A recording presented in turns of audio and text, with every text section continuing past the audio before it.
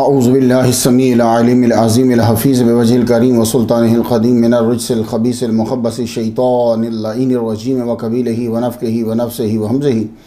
बिस्मिल्लाहिर रहमानिर रहीम। तमाम नबियों के सरदार हज़रत मोहम्मद सल्लल्लाहु अलैहि व आलिहि वसल्लम और तमाम मज़ाहिब के सरदार दीन इस्लाम के पैरोकारों, सलामुन अलैकुम, तिब्तुम, बरकतें और रहमतें हों आप पर। सूरतुल आराफ आयत नंबर 176। फ़क़्सुसिल क़ससा लअल्लहुम यतफ़क्करून। सुब्हानकल्लाहुम्मा व बिहम्दिका ला इलाहा इल्ला अंता अस्तग़फ़िरुका व अतूबु इलैका। अल्लाहुम्मा सल्लि अला सय्यिदिना मुहम्मदिन व आबाए मुहम्मदिन व आले मुहम्मदिन व असहाबे मुहम्मदिन व बारिक वसल्लम। हम सब इकरार करते हैं कि अल्लाह ताला के सिवा कोई माबूद नहीं है, कोई नबी, कोई वली, कोई जिन, कोई परी, कोई मज़ार, कोई कब्र ना माबूद है ना अल्लाह ताला के बराबर है। अल्लाह वाहिद हकीकी है। हम इकरार करते हैं कि हुज़ूर सल्लल्लाहु अलैहि वसल्लम तमाम अंबिया के सरदार हैं, इनके बाद कोई नबी पैदा नहीं होगा। और हमारा अकीदा है कि बंदा अल्लाह की अता से नबी बनता है, नबी की अताअत से नबी नहीं बनता। अज़ीम सनद के साथ अज़ीम पयाम जो है वो समात फरमा लीजिए। इमाम रिज़ा अलैहिस्सलाम अपने वालिद मूसा काज़िम से बयान करते हैं, ये अपने वालिद इमाम जाफ़र सादिक से बयान करते हैं, ये अपने वालिद इमाम मोहम्मद अल बाकिर से बयान करते हैं, ये अपने वालिद इमाम ज़ैनुल आबिदीन से बयान करते हैं, और वो अपने वालिद इमाम हुसैन रज़ी अल्लाह तआला अन्हु से बयान करते हैं, और वो अपने वालिद गिरामी मौला अली शेर खुदा रज़ी अल्लाह तआला अन्हु से बयान करते हैं, और वो हुज़ूर सल्लल्लाहु अलैहि वसल्लम से बयान करते हैं कि हुज़ूर ने फरमाया, अल ईमानु मारिफतुन बिल क़ल्बि व क़ौलुन बिल लिसानि व अमलुन बिल अरकान। मफ़हूम इसका ये होगा कि ईमान तीन चीज़ों के मजमू का नाम है: दिल से जानना और ज़ुबान से इकरार करना और अपनी ताकत के मुताबिक अपने आज़ा से अमल करना। रहमतुन मिन रब्बी। आज हमारी गुफ्तगू जो है वो 167वें नंबर तक पहुँच गई। जिस हस्ती को सरनामा कलाम बना रहे हैं बहुत जानते हैं, यानी अंबिया की सफ़ के अंदर इनकी बहुत शोहरत है। हज़रत अय्यूब अल हौरानी अलैहिस्सलाम। हदीस मुबारक है कि ज़िक्रुल अंबिया इबादतुन, अंबिया का ज़िक्र खैर करना इबादत के ज़ुमरा में आता है। तो आज जिस नबी का ज़िक्र हम करने लगे हैं उनके मुतल्लिक़ हुक्म रबी है, वज़कुर अब्दना अय्यूब, हमारे बंदे अय्यूब का ज़िक्र करो। सूरह साद है, आयत नंबर 41 है। तो आइए फिर हुक्म पर अमल करते हैं। भाई इस नबी का तो नाम लेकर रब ने कह दिया ना। तो आज हम जो गुफ्तगू करेंगे उसकी जुज़इयात क्या होंगी। इसम से बरकत, आपका ख़ानदान, कुछ एतराज़ात हैं इल्मी लोगों के लिए, रिसर्चर के लिए, और उनके जवाबात, आपका सब्र, और सब्र है क्या, नाम से बरकत हासिल करता है। इस्म अय्यूब कुरान मजीद के अंदर ये 4 मरतबा आया है। तो आप कैसे पढ़ेंगे? अय्यूब, अय्यूब अय्यूब नहीं कहेंगे, अय्यूब। इस इस्म को अरबी माना जाए तो कुछ यूं तशरीह होगी कि अय्यूब असल में अय्यूबुन है, अय्यूबुन बर वज़ने दैजूरुन, यानी अफ़ऊलुन के वज़न पर। वैसे हकीकत यह है कि यह मजहूलुल इश्तिक़ाक़ है और इब्री ज़ुबान का लफ़्ज़ है, अरबिक नहीं है, यह अल इब्रानिया है और एंग्लासाइज्ड है। किसी लैंग्वेज से लेकर अरबी में रखा गया तो एंग्लासाइज्ड है ये। लेकिन इत्तफ़ाक़ ये है कि अरबी में और इब्री में दोनों में माना इसमें अय्यूब का एक ही है, अर्राजिउ इलल्लाह, अल्लाह की तरफ रजू करने वाला, सय्यदुस साबिरीन। इब्न असाकिर ने लिखा है, 10वीं इसकी जिल्द है, सफ़ा जो है वो 69 है। कहते हैं हज़रत अब्दुल्लाह इब्न मसऊद रज़ी अल्लाह तआला अन्हु वो फरमाते हैं कि क़यामत के दिन हज़रत अय्यूब अलैहिस्सलाम तमाम साबिरीन के सरदार होंगे। अल हौरानी, आप जब तहक़ीक़ करेंगे सरसरी 5 मिनट 6 मिनट की नहीं, जो लोग चलते हैं फिर तहक़ीक़ में तो रातें गुजार देते हैं, उनके लिए उनसे शेयर करता हूँ। अल हौरानी, हौरान शहर का रहने वाला, ये कदीम शाम का इलाका है, ये उर्दून के शमाल में है। अगर आप नक्शा बनाएं तो ये इलाका आपको शाम, लबनान, उर्दन, ओमान और इसराइल के बीच में नजर आएगा आपको। ये शुरू ही से हर गवर्नमेंट की तवज्जो का मरकज रहा है ये अल-हौरान। आपने यहां ये निस्बत है आपकी हौरान से, इसलिए आपको अल-हौरानी भी कहा जाता है। हज़रत अय्यूब अलैहिस्सलाम का ख़ानदान कौन है? तो हज़रत अय्यूब अलैहिस्सलाम के वालिद गिरामी के नाम जो है उनके तलफ़्फ़ुज़ और स्पेलिंग मुख्तलिफ मिलते हैं हमें। मूसिन स्वाद के साथ, माउसिन मीम की ज़बर और स्वाद, हाउस या मीम की जगह हा हो गई। तो ये सब अब हो सकता है कि हो मीम ही लेकिन लिख हा दी गई हो। बाज़ कातिब का मसला भी हो जाता है। तो बतलाया जाता है कि ये हज़रत इसहाक अलैहिस्सलाम के बेटे ईसू की औलाद में से थे। इन पर मैं 162वें नंबर पे गुफ्तगू जो है वो मैं कर आया, प्ले लिस्ट से आप सुन लीजिएगा। तफसीर नईमी 7वीं जिल्द सफ़ा 536 में है कि आपकी वालिदा माजिदा हज़रत लूत अलैहिस्सलाम की औलाद से थी। तो हज़रत लूत पे गुफ्तगू मैं 164वें नंबर पे कर आया। अय्यूब अलैहिस्सलाम का हुलिया मुबारक जो है वो यूं बयान किया जाता है कि आपका कद मुबारक लंबा था, बाल घुंघरियाले थे, आपके करली थे, खूबसूरत चेहरा, खुली आंखें, आपकी पिंडलियां और बाजू मोटे थे, सीना मुबारक आपका चौड़ा था। यानी आते थे तो छा जाते थे, नजर आता था हजरत अय्यूब अलैहिस्सलाम तशरीफ ला रहे हैं या जा रहे हैं। तो आपकी जाए पैदाइश जो है उसको अगर देखा जाए तो कौन सा खलीज जो है वो बड़ा इलाका कौन सा बनता है? कहते हैं कि खलीजुल अक़बा, ये नाम आता है आपकी हिस्ट्री के अंदर। ये बाहर अहमर की मशरकी शाख है। उर्दून के शहर आक़बा की वजह से इसे खलीजुल अक़बा कहते हैं। तो आज के दौर में सरहदों की तकसीम और हदूद मुख्तलिफ हैं।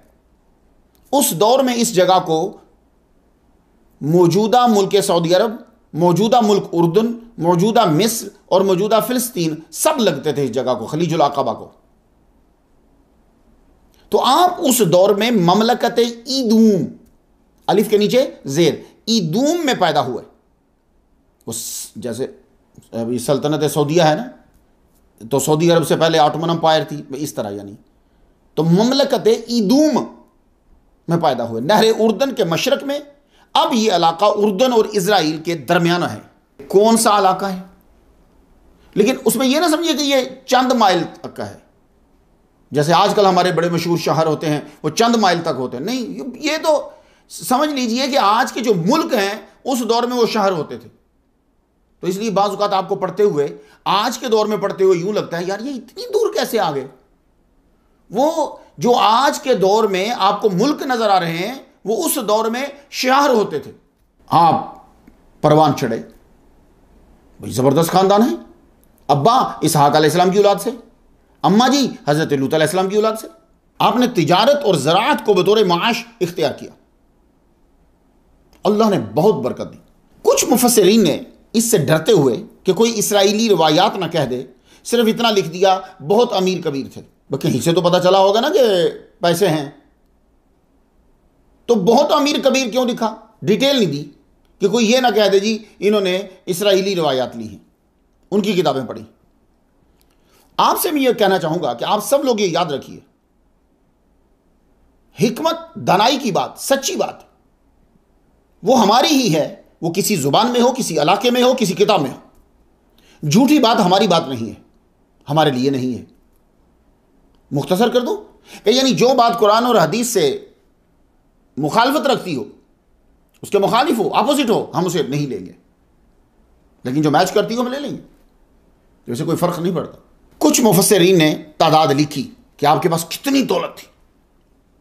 अल्लामा जलालुद्दीन अस्यूती रहमतुल्लाह अलैह 27वें नंबर पर मैं इनको बयान कर रहा हूं, प्लेलिस्ट से सुन लीजिएगा। तो क्या लिखा अल्लामा जलालुद्दीन अस्यूती रहमतुल्लाह ने? कहते हैं 3000 बैलों की जोड़ियां और उनकी रखवाली के लिए गुलाम, और हर गुलाम की बीवी के अंडर 14,000 बकरियां। और तारीख तबरी ने लिखा 1000 बकरियां थी आपकी। इन मौर्रिखीन ने तादाद कहां से ली है? लो मैं आपको बाइबल से सुनाता हूं। अब अरबी सुनिए जरा। वकानत मवाशी सबअत आलाफ मिनल गनम व सलासत आलाफ जमल व खमसमियत फद्दान बकरिन व खमसमियत अतानिन व खदमुहु कसीरीन जिद्दन। क्या तर्जुमा हुआ? यानी 7,000 बकरियां थी आपके पास, 3,000 ऊंट थे आपके पास, 500 बैलों की जोड़ियां थी और 500 सामान उठाने के लिए गद्दियां थी और बहुत से खुदाम थे जो इनकी देखभाल करते थे। तो अब इससे कम ऊपर करके बयान कर दिया है और कुछ ने यह कह दिया कि बहुत अमीर कबीर थे। इतनी दौलत थी हजरत अय्यूब अलैहिस्सलाम के पास। तो इसलिए मैं कहता हूं दौलत बजाते खुद बुरी चीज नहीं है, उसके जो असरात होते हैं ना उनसे बचना बड़ा मुश्किल होता है। बस इसी तरह है कि सांप ने काट दिया तो बच कैसे सकते हो, ये अगर है तो ठीक है। कुरान मजीद इसे खैर कहता है दौलत को। तो आपका तरीका कार क्या था? आपने कैसे दौलत को संभाला? इतनी दौलत थी तो क्या करते थे? दौलत के आ जाने के बाद आदमी के ख्यालात, आदात और इबादात में फर्क पड़ता है, याद रखिएगा। सोच बुलंद, जिसको तकब्बुर भी कह सकते हो, इबादात कम, ये टाइम नहीं मिल रहा, और जम। इब्ने असाकिर लिखते हैं कि आप अपने जमाने के सबसे बड़े जाहिद व आबिद।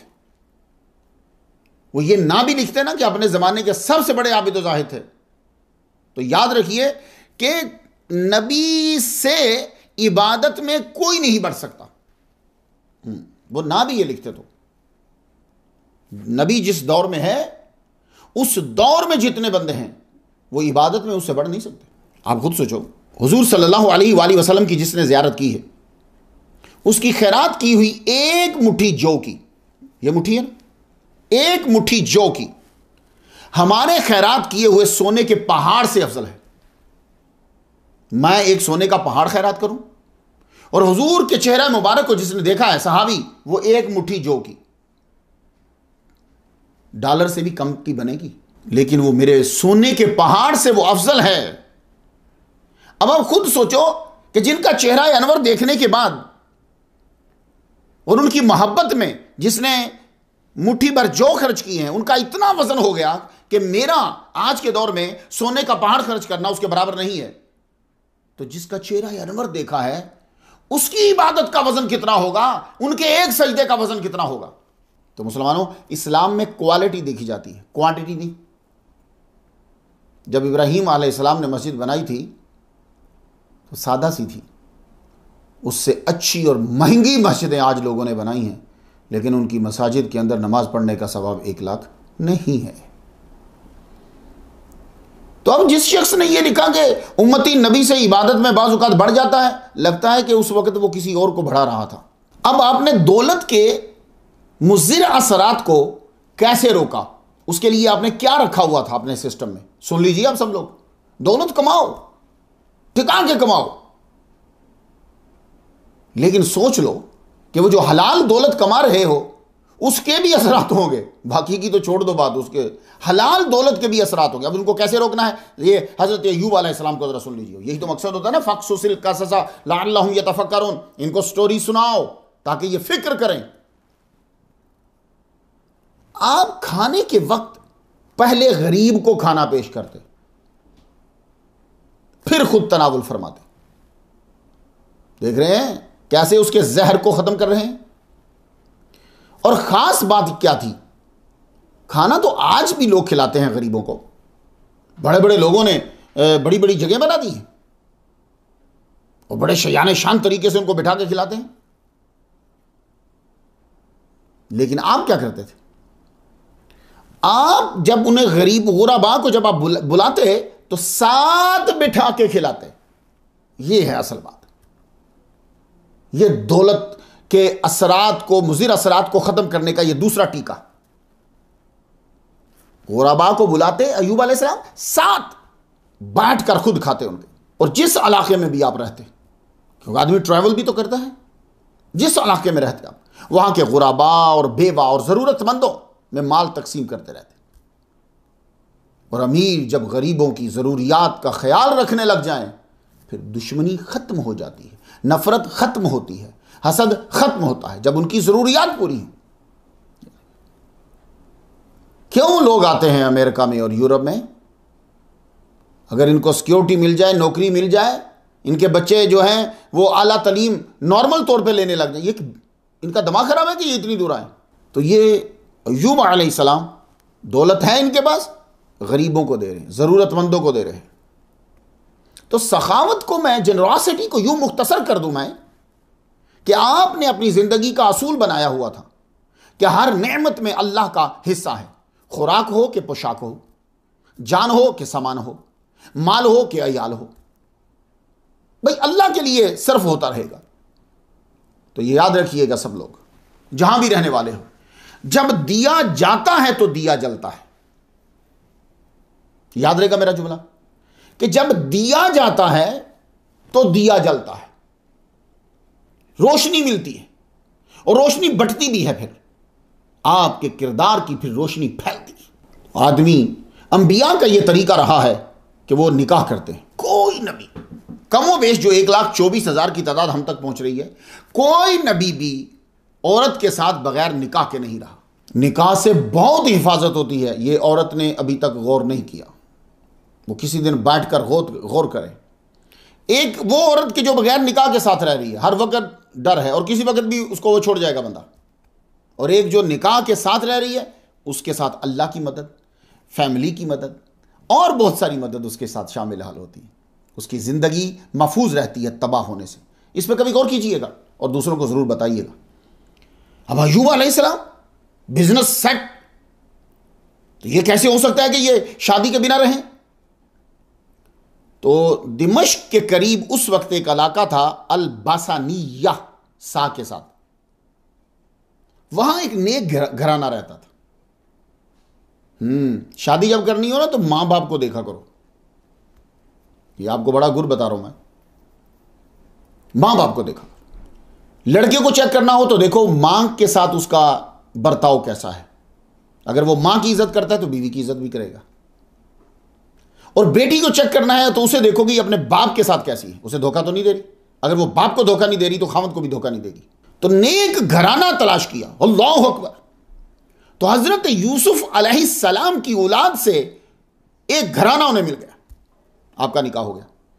और भी निकाह आपने किए, लेकिन यह आपका निकाह, इस निकाह, ये अजीम औरत, अल्लाह ताला ने इम्तिहान में मुब्तला करने से पहले आपको 7 बेटे और 7 बेटियां अता फरमाई। वकान लहू सवातु बनीन व सबउ बनातिन, रूहुल मानी में यह लिखा अल्लामा आलूसी रहमतुल्लाह अलैह ने। वैसे सफरे अय्यूब के अंदर जो मैंने पढ़ा वहां लिखा हुआ है वह सलासु बनातिन, 3 बेटियां थी। खैर, लेकिन औलाद थी आपकी। देख रहे हैं आप? तो अल्लाह ताला ने पूरी चीजें दे दी, दौलत भी दे दी, सबसे बड़ा आला मकाम जो है नबूवत वो दे दिया। शादी टॉप के घराने में हो गई, नबूवत का ऐलान करो अब। तो अय्यूब अलैहिस्सलाम ने नबूवत का ऐलान किया। आप नबी का किरदार जब बैठ जाता है ना तो कहा जाता अब नबूवत का ऐलान करो। आपके अखलाक और किरदार की धूम मच गई, हर एक आपकी तज़ीम करने लगा, तो हुक्म व ऐलान नबूवत करो। हज़रत अय्यूब अलैहिस्सलाम अल्लाह के नबी हैं। सूरतुन निसा की आयत नंबर 163 पे चलिए। यकीनन हमने आपकी तरफ इसी तरह वही की है जैसे कि नूह अलैहिस्सलाम और उनके बाद वाले अंबिया की तरफ की, और हमने वही की इब्राहिम और इस्माइल और इसहाक और याकूब और उनकी औलाद पर, सब पर सलामती, और ईसा और अय्यूब और यूनुस और हारून और सुलेमान अलैहिस्सलाम की तरफ, और हमने दाऊद अलैहिस्सलाम को ज़बूर अता की। आया नाम सुन लिया हज़रत अय्यूब अलैहिस्सलाम का नाम। नबी इंसानों में वो हस्ती होती है जिसको इब्तदा से ही ज्ञान हासिल हो जाता है। हज़रत अय्यूब अलैहिस्सलाम उनमें से एक हैं। अब सूरतुल अनाम में चलिए, अल्लाह फरमाता है, आयत नंबर 84 है। अब क्या हुक्म आया? व वहबना लहू इसहाक़ व याक़ूब कुल्लन हदैना व नूहन हदैना मिन क़ब्लु व मिन ज़ुर्रियतिही दाऊद व सुलैमान व अय्यूब व यूसुफ़ व मूसा व हारून व कज़ालिक नज्ज़िल मुहसिनीन। और हमने उनको यानी इब्राहीम अलैहिस्सलाम को इसहाक बेटा दिया, व याकूब और याकूब पोता दिया, कुल्लन हदैना, और हर एक को हमने हदायत की। और पहले ज़माने में हमने नूह को हिदायत की, और उनकी औलाद में से दाऊद अलैहिस्सलाम को, सुलेमान अलैहिस्सलाम को, अय्यूब अलैहिस्सलाम को, और यूसुफ अलैहिस्सलाम को, और मूसा अलैहिस्सलाम को, और हारून अलैहिस्सलाम को। और इसी तरह हम नेक काम करने वालों को जजा दिया करते हैं। तज़किरा आ गया अय्यूब अलैहिस्सलाम का।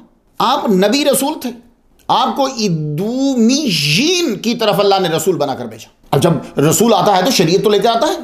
पहला सबक जो होता है हर नबी का, जिसमें जो सब में बराबर है, वो तौहीद, ला इलाहा इल्लल्लाह। और भी अहकामात थे। बड़ा हुक्म जो था झगड़ा करने वालों के दरमियान सुलह कराने की तबलीग।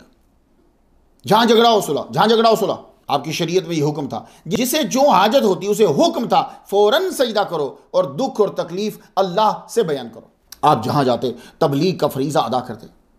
आप मौजूदा मुल्क सीरिया में भी गए हैं, उसको अरबी की किताबों में शाम कहते हैं। वहां कहत का आलम था। आपने बादशाह को फरमाया अगर तुम और तुम्हारी आवाम अल्लाह के अहकामात पर अमल करे तो कहत खत्म हो जाएगा, बारिश नाजिल होगी। वो बोला एक शर्त है, हम अहकामात पर अमल करते हैं। आपने फरमाया क्या? कहने लगा आप हमारे साथ रहेंगे यहां। सही था भाई, आप मान गए। वो सब मोमिन हो गए, बादशाह समेत। आप अपना सारा सामान, माल मवेशी लेकर शाम चले गए, वहीं सुकूनत पजीर हुए। अल्लाह ने आपके कदमों के सदके से खुशहाली और हरियाली कर दी। बादशाह ने आपको बहुत सी जमीन जो है वो अलॉट कर दी। अब असल वजह कि आप बेहतरीन ताजिर हैं, खैरात कर रहे हैं, नबी हैं आप, इम्तिहान क्यों हुआ, ये आजमाइश क्यों आई? तो बात को ना जरा बहुत धीमे अंदाज से, जरा तवज्जो से सुनिए, जरा चलते फिरते नहीं। 70 साल उम्र मुबारक के गुजर गए। आपके पास हर खुशी मौजूद थी, हुस्न अखलाक में और साले अमाल में, अमाले सालिया में सबसे बुलंद जा रहे थे। मगर इब्लीस को कहां आराम? दौलत के होते हुए इबादत उरूज पर हो, इससे बढ़कर इब्लीस पर भारी हमला क्या हो सकता है भाई? कि आप दौलतमंद भी हैं, 5-6 नमाजें टाइम पे पढ़ रहे हैं, ठक, बिना मौलवी को तंग किए। बड़ी बात है, क्योंकि गरीब तो इबादत का ही सहारा लेगा, उसके पास कोई ऑप्शन ही नहीं है, वरना किधर जाएगा वो गरीब तो दौड़ता मस्जिद की तरफ। आपने देखा, मैं तो अमेरिका में हूं, जब तक लोगों के कागज नहीं बनते, ग्रीन कार्ड नहीं मिलता, तब तक मस्जिदों में नमाजें भी पढ़ेंगे, वजीफे भी पढ़ेंगे, और जब इनका ग्रीन कार्ड बन जाता है फिर कम नजर आते, जी बिजी हो गया अब। और जब तक किसी के यहां काम करते हैं तो नमाज भी याद आती है शिद्दत से, जुमुआ का टाइम भी याद आता है शिद्दत से, और जब अपना बिजनेस शुरू कर लेते हैं फिर नमाज भी गई, जुमुआ में भी टाइम नहीं मिल रहा। अब अय्यूब अलैहिस्सलाम इतने अमीर कबीर और इबादत, अल्लाहु अकबर जल्ला शानहू, शैतान आराम से बैठेगा। इब्लीस ने अल्लाह से यह कहा, अय्यूब इसलिए तेरी इबादत करता है कि 70 साल गुजर गए, उसे हर तरह की खुशी तूने दी। अल्लाह ने फरमाया ये मेरी मोहब्बत में मेरी इबादत करते हैं, हालात कुछ भी हो ये मेरी इबादत को नहीं छोड़ेंगे। अब जरा हवाले सुन लीजिए, ये मेरी बातें जो मुहक्किकीन हैं उनसे शेयर कर रहा हूं, जिन्होंने आगे जाके तहकीक करना है। तफसीर इमाम इब्ने अबी हातिम, मफहूम सुनिएगा, मफहूम। शैतान ने अल्लाह से कहा तेरे बंदों में से कोई ऐसा बंदा है अगर तू मुझको उस पर मुसल्लत कर दे तो भी वो मेरे फरेब में ना आए? अल्लाह ने फरमाया हां, तुझे एक बंदा बताता हूं, मेरा बंदा अय्यूब अलैहिस्सलाम। तो उस वक्त उसने आपके माल और औलाद को नुकसान पहुंचाने की इजाजत चाही, अल्लाह ने दे दी। वो आहिस्ता आहिस्ता माल और औलाद को खत्म करता गया। हजरत अय्यूब अलैहिस्सलाम को जब किसी तरफ से माल या औलाद की खबर आती कि नुकसान हो गया है तो सिर्फ इतना ही फरमाते, तमाम तारीफें अल्लाह के लिए, उसी ने दिया था, उसी ने वापस ले लिया, और इबादत में मसरूफ हो जाता। ये आजमाइश में क्यों मुब्तला हुए? एक तो मैं वजह आपको बता गया कि शैतान कह रहा है, वो अब दूसरी वजह जरा इब्ने असाकिर से सुनिएगा। आपके शहर वाले बादशाह के पास गए, उस मामले में बादशाह का कसूर था। लोग सख्त लहजे में बात कर रहे थे, मगर अय्यूब अलैहिस्सलाम नरम लहजे में बात कर रहे थे। इन्हें अपनी खेती के चले जाने का खतरा था, तो अल्लाह ताला ने इसलिए इम्तिहान में डाला कि तूने अपनी खेती की गर्ज से मेरे बंदों का साथ ना दिया, अब आजमाइश में आओ। यह इब्ने असाकिर ने लिखा है। इस अबारत को पढ़ने के बाद अबारत गलत लगी मुझे। क्यों? सुनिए, अब मेरा तबसरा सुनिए। फिरौन से बढ़कर जालिम कौन होगा जो अपने आप को रब कहलवा रहा है? उसने कितना जुल्म किया है आप पढ़ लीजिएगा, मैं मूसा अलैहिस्सलाम की स्टोरी में बयान कर रहा है। उसके पास जाते हुए मूसा से यह कहा कि नरमी से पेश आना। अब मैं आयत पढ़ना चाहूंगा, सूरह ताहा आयत नंबर 44। फ़क़ूला लहू क़ौलन लय्यिना लअल्लहु यतज़क्करु औ यख़शा। उसे नरमी से समझाओ कि शायद वो समझ ले या डर जाए। दोनों से ये कहा जा रहा है। फ़क़ूला है ना, तस्निया का सीगा है।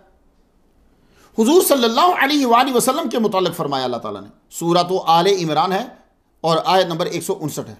फ़बिमा रहमतिम मिनल्लाह लिन्त लहुम वलौ कुन्त फ़ज़्ज़न गलीज़ल क़ल्ब लन्फ़ज़्ज़ू मिन हौलिक। अल्लाह की रहमत के बायस आप उन पर नरम दिल हुए, और अगर आप दुरुस्त हो और सख्त दिल होते तो तुम्हारे पास से ये मुंतशिर हो जाते। तो मालूम हुआ कि नरम लहजा अपनाने का तो अंबिया को हुक्म होता है। यह वजह नहीं हो सकती कि वो नरमी से बोले थे। दूसरी वजह इस इबारत में यह है कि हज़रत अय्यूब अलैहिस्सलाम ने दुनियावी गर्ज से खामोशी इख्तियार की। यह भी गलत है। नबी का हर काम अल्लाह की रजा के लिए होता है, वो दुनियावी गर्ज के लिए कोई काम नहीं करता। इब्ने असाकिर ने एक और वजह लिखी है। शायकीन जो है वो जरा तवज्जो दें, जो जानना चाहते हैं। इब्ने असाकिर ने यह कहा कि शुआइब अलैहिस्सलाम बादशाह के पास गए और कहा तो उस खालिक से नहीं डरता जिसके नाराज होने से आसमान और जमीन, पहाड़ और दरिया सब नाराज हो जाते हैं। हजरत अय्यूब खामोश थे। अल्लाह ने फरमाया, ऐ अय्यूब तुम क्यों ना बोले? तुमको डर था जमीन ना चली जाए, अब आजमाइश के लिए तैयार हो जाओ। यह भी गलत है। यह रवायत भी कई तरह से गलत है। शुआइब अलैहिस्सलाम का जमाना हजरत जुल्किफ्ल अलैहिस्सलाम के बाद का जमाना है, और जुल्किफ्ल हजरत अय्यूब अलैहिस्सलाम के बेटे हैं। यूं यह बात तारीखी तौर पर गलत हो गई कि शुआइब अलैहिस्सलाम और अय्यूब अलैहिस्सलाम एक साथ ही जवानी में वहां गए। गलत हो गई। दूसरी बात यह है कि क्या दोनों को एक साथ बोलना था दरबार में? मूसा और हारून जब गए थे, दोनों नबी थे, तो क्या दोनों ही एक साथ बात कर रहे थे? तो तारीख वाले जो सुनते हैं वो लिख देते हैं। उनको बड़ी बड़ी जिल्दें बनाना होती। तारीख की किताब मेरे नजदीक एक बड़े बाजार की तरह है। सारा सामान लगा हुआ है, और आपने खुद देखना है या तजर्बाकार से पूछना है कि सहीह माल कौन सा है। यही हाल हजरत अली और सहाबा कराम के हालात के अंदर हुआ। तारीख वालों ने जो सुना वो लिख दिया, जो सुना लिख दिया। उनकी नीयत पर हम शक नहीं करते। हो सकता है उन्होंने इसलिए लिखा हो कि बाद में आने वाले तहकीक कर लेंगे। तो सहाबा कराम की स्टोरीज के बारे में भी तारीखदानों ने यही कुछ किया है, जो मिला वो लिख दिया। अब हर एक ने अपनी मर्जी का चुन लिया, और जिसने मशहूर होना था उसने वही बातें निकाली जो लड़ाई की बातें थी। वो लड़ाई की बातें बयान करके अपने आप को मशहूर कर गया। वो बाजार जाओ या तारीख की किताब पढ़ो, ध्यान दो कि ले क्या रहे हो। जिसे इमाम इब्ने अबी हातिम ने अपनी तफसीर में बयान किया, अल्लामा जलाल सुयूती रहमतुल्लाह ने तफसीर दुर्र मंसूर में बयान किया, और तफसीर ताबरी में इमाम ताबरी ने बयान किया कि शैतान को इख्तियार दिया। यह स्पेशल केस है एक, इसमें शर्मिंदा होने की जरूरत नहीं है, क्योंकि कुछ मुफस्सिरीन ने जी शर्मिंदा होते हुए कह दिया नहीं नहीं शैतान मुसल्लत नहीं हुआ ना। ये एक स्पेशल केस है। उसने रब को चैलेंज किया, रब ने फरमाया नहीं, तू झूठा। क्योंकि शैतान रब के सामने चैलेंज करके आया है, फबिइज्जतिका लउग़वियन्नहुम अजमईन, मैं सबको गुमराह कर दूंगा। अब ये नबियों पे तो कामयाब हो नहीं सकता कि नबियों को रास्ते से हटा दे, तो इसने स्पेशल परमिशन ली है कि मैं हटा के दिखाऊंगा। समझो, तो उसका जो ताना था कि इसलिए अय्यूब अलैहिस्सलाम इबादत कर रहे हैं कि तूने उनको बड़ी दौलत दे रखी है। अल्लाह फरमा रहा है कि नहीं,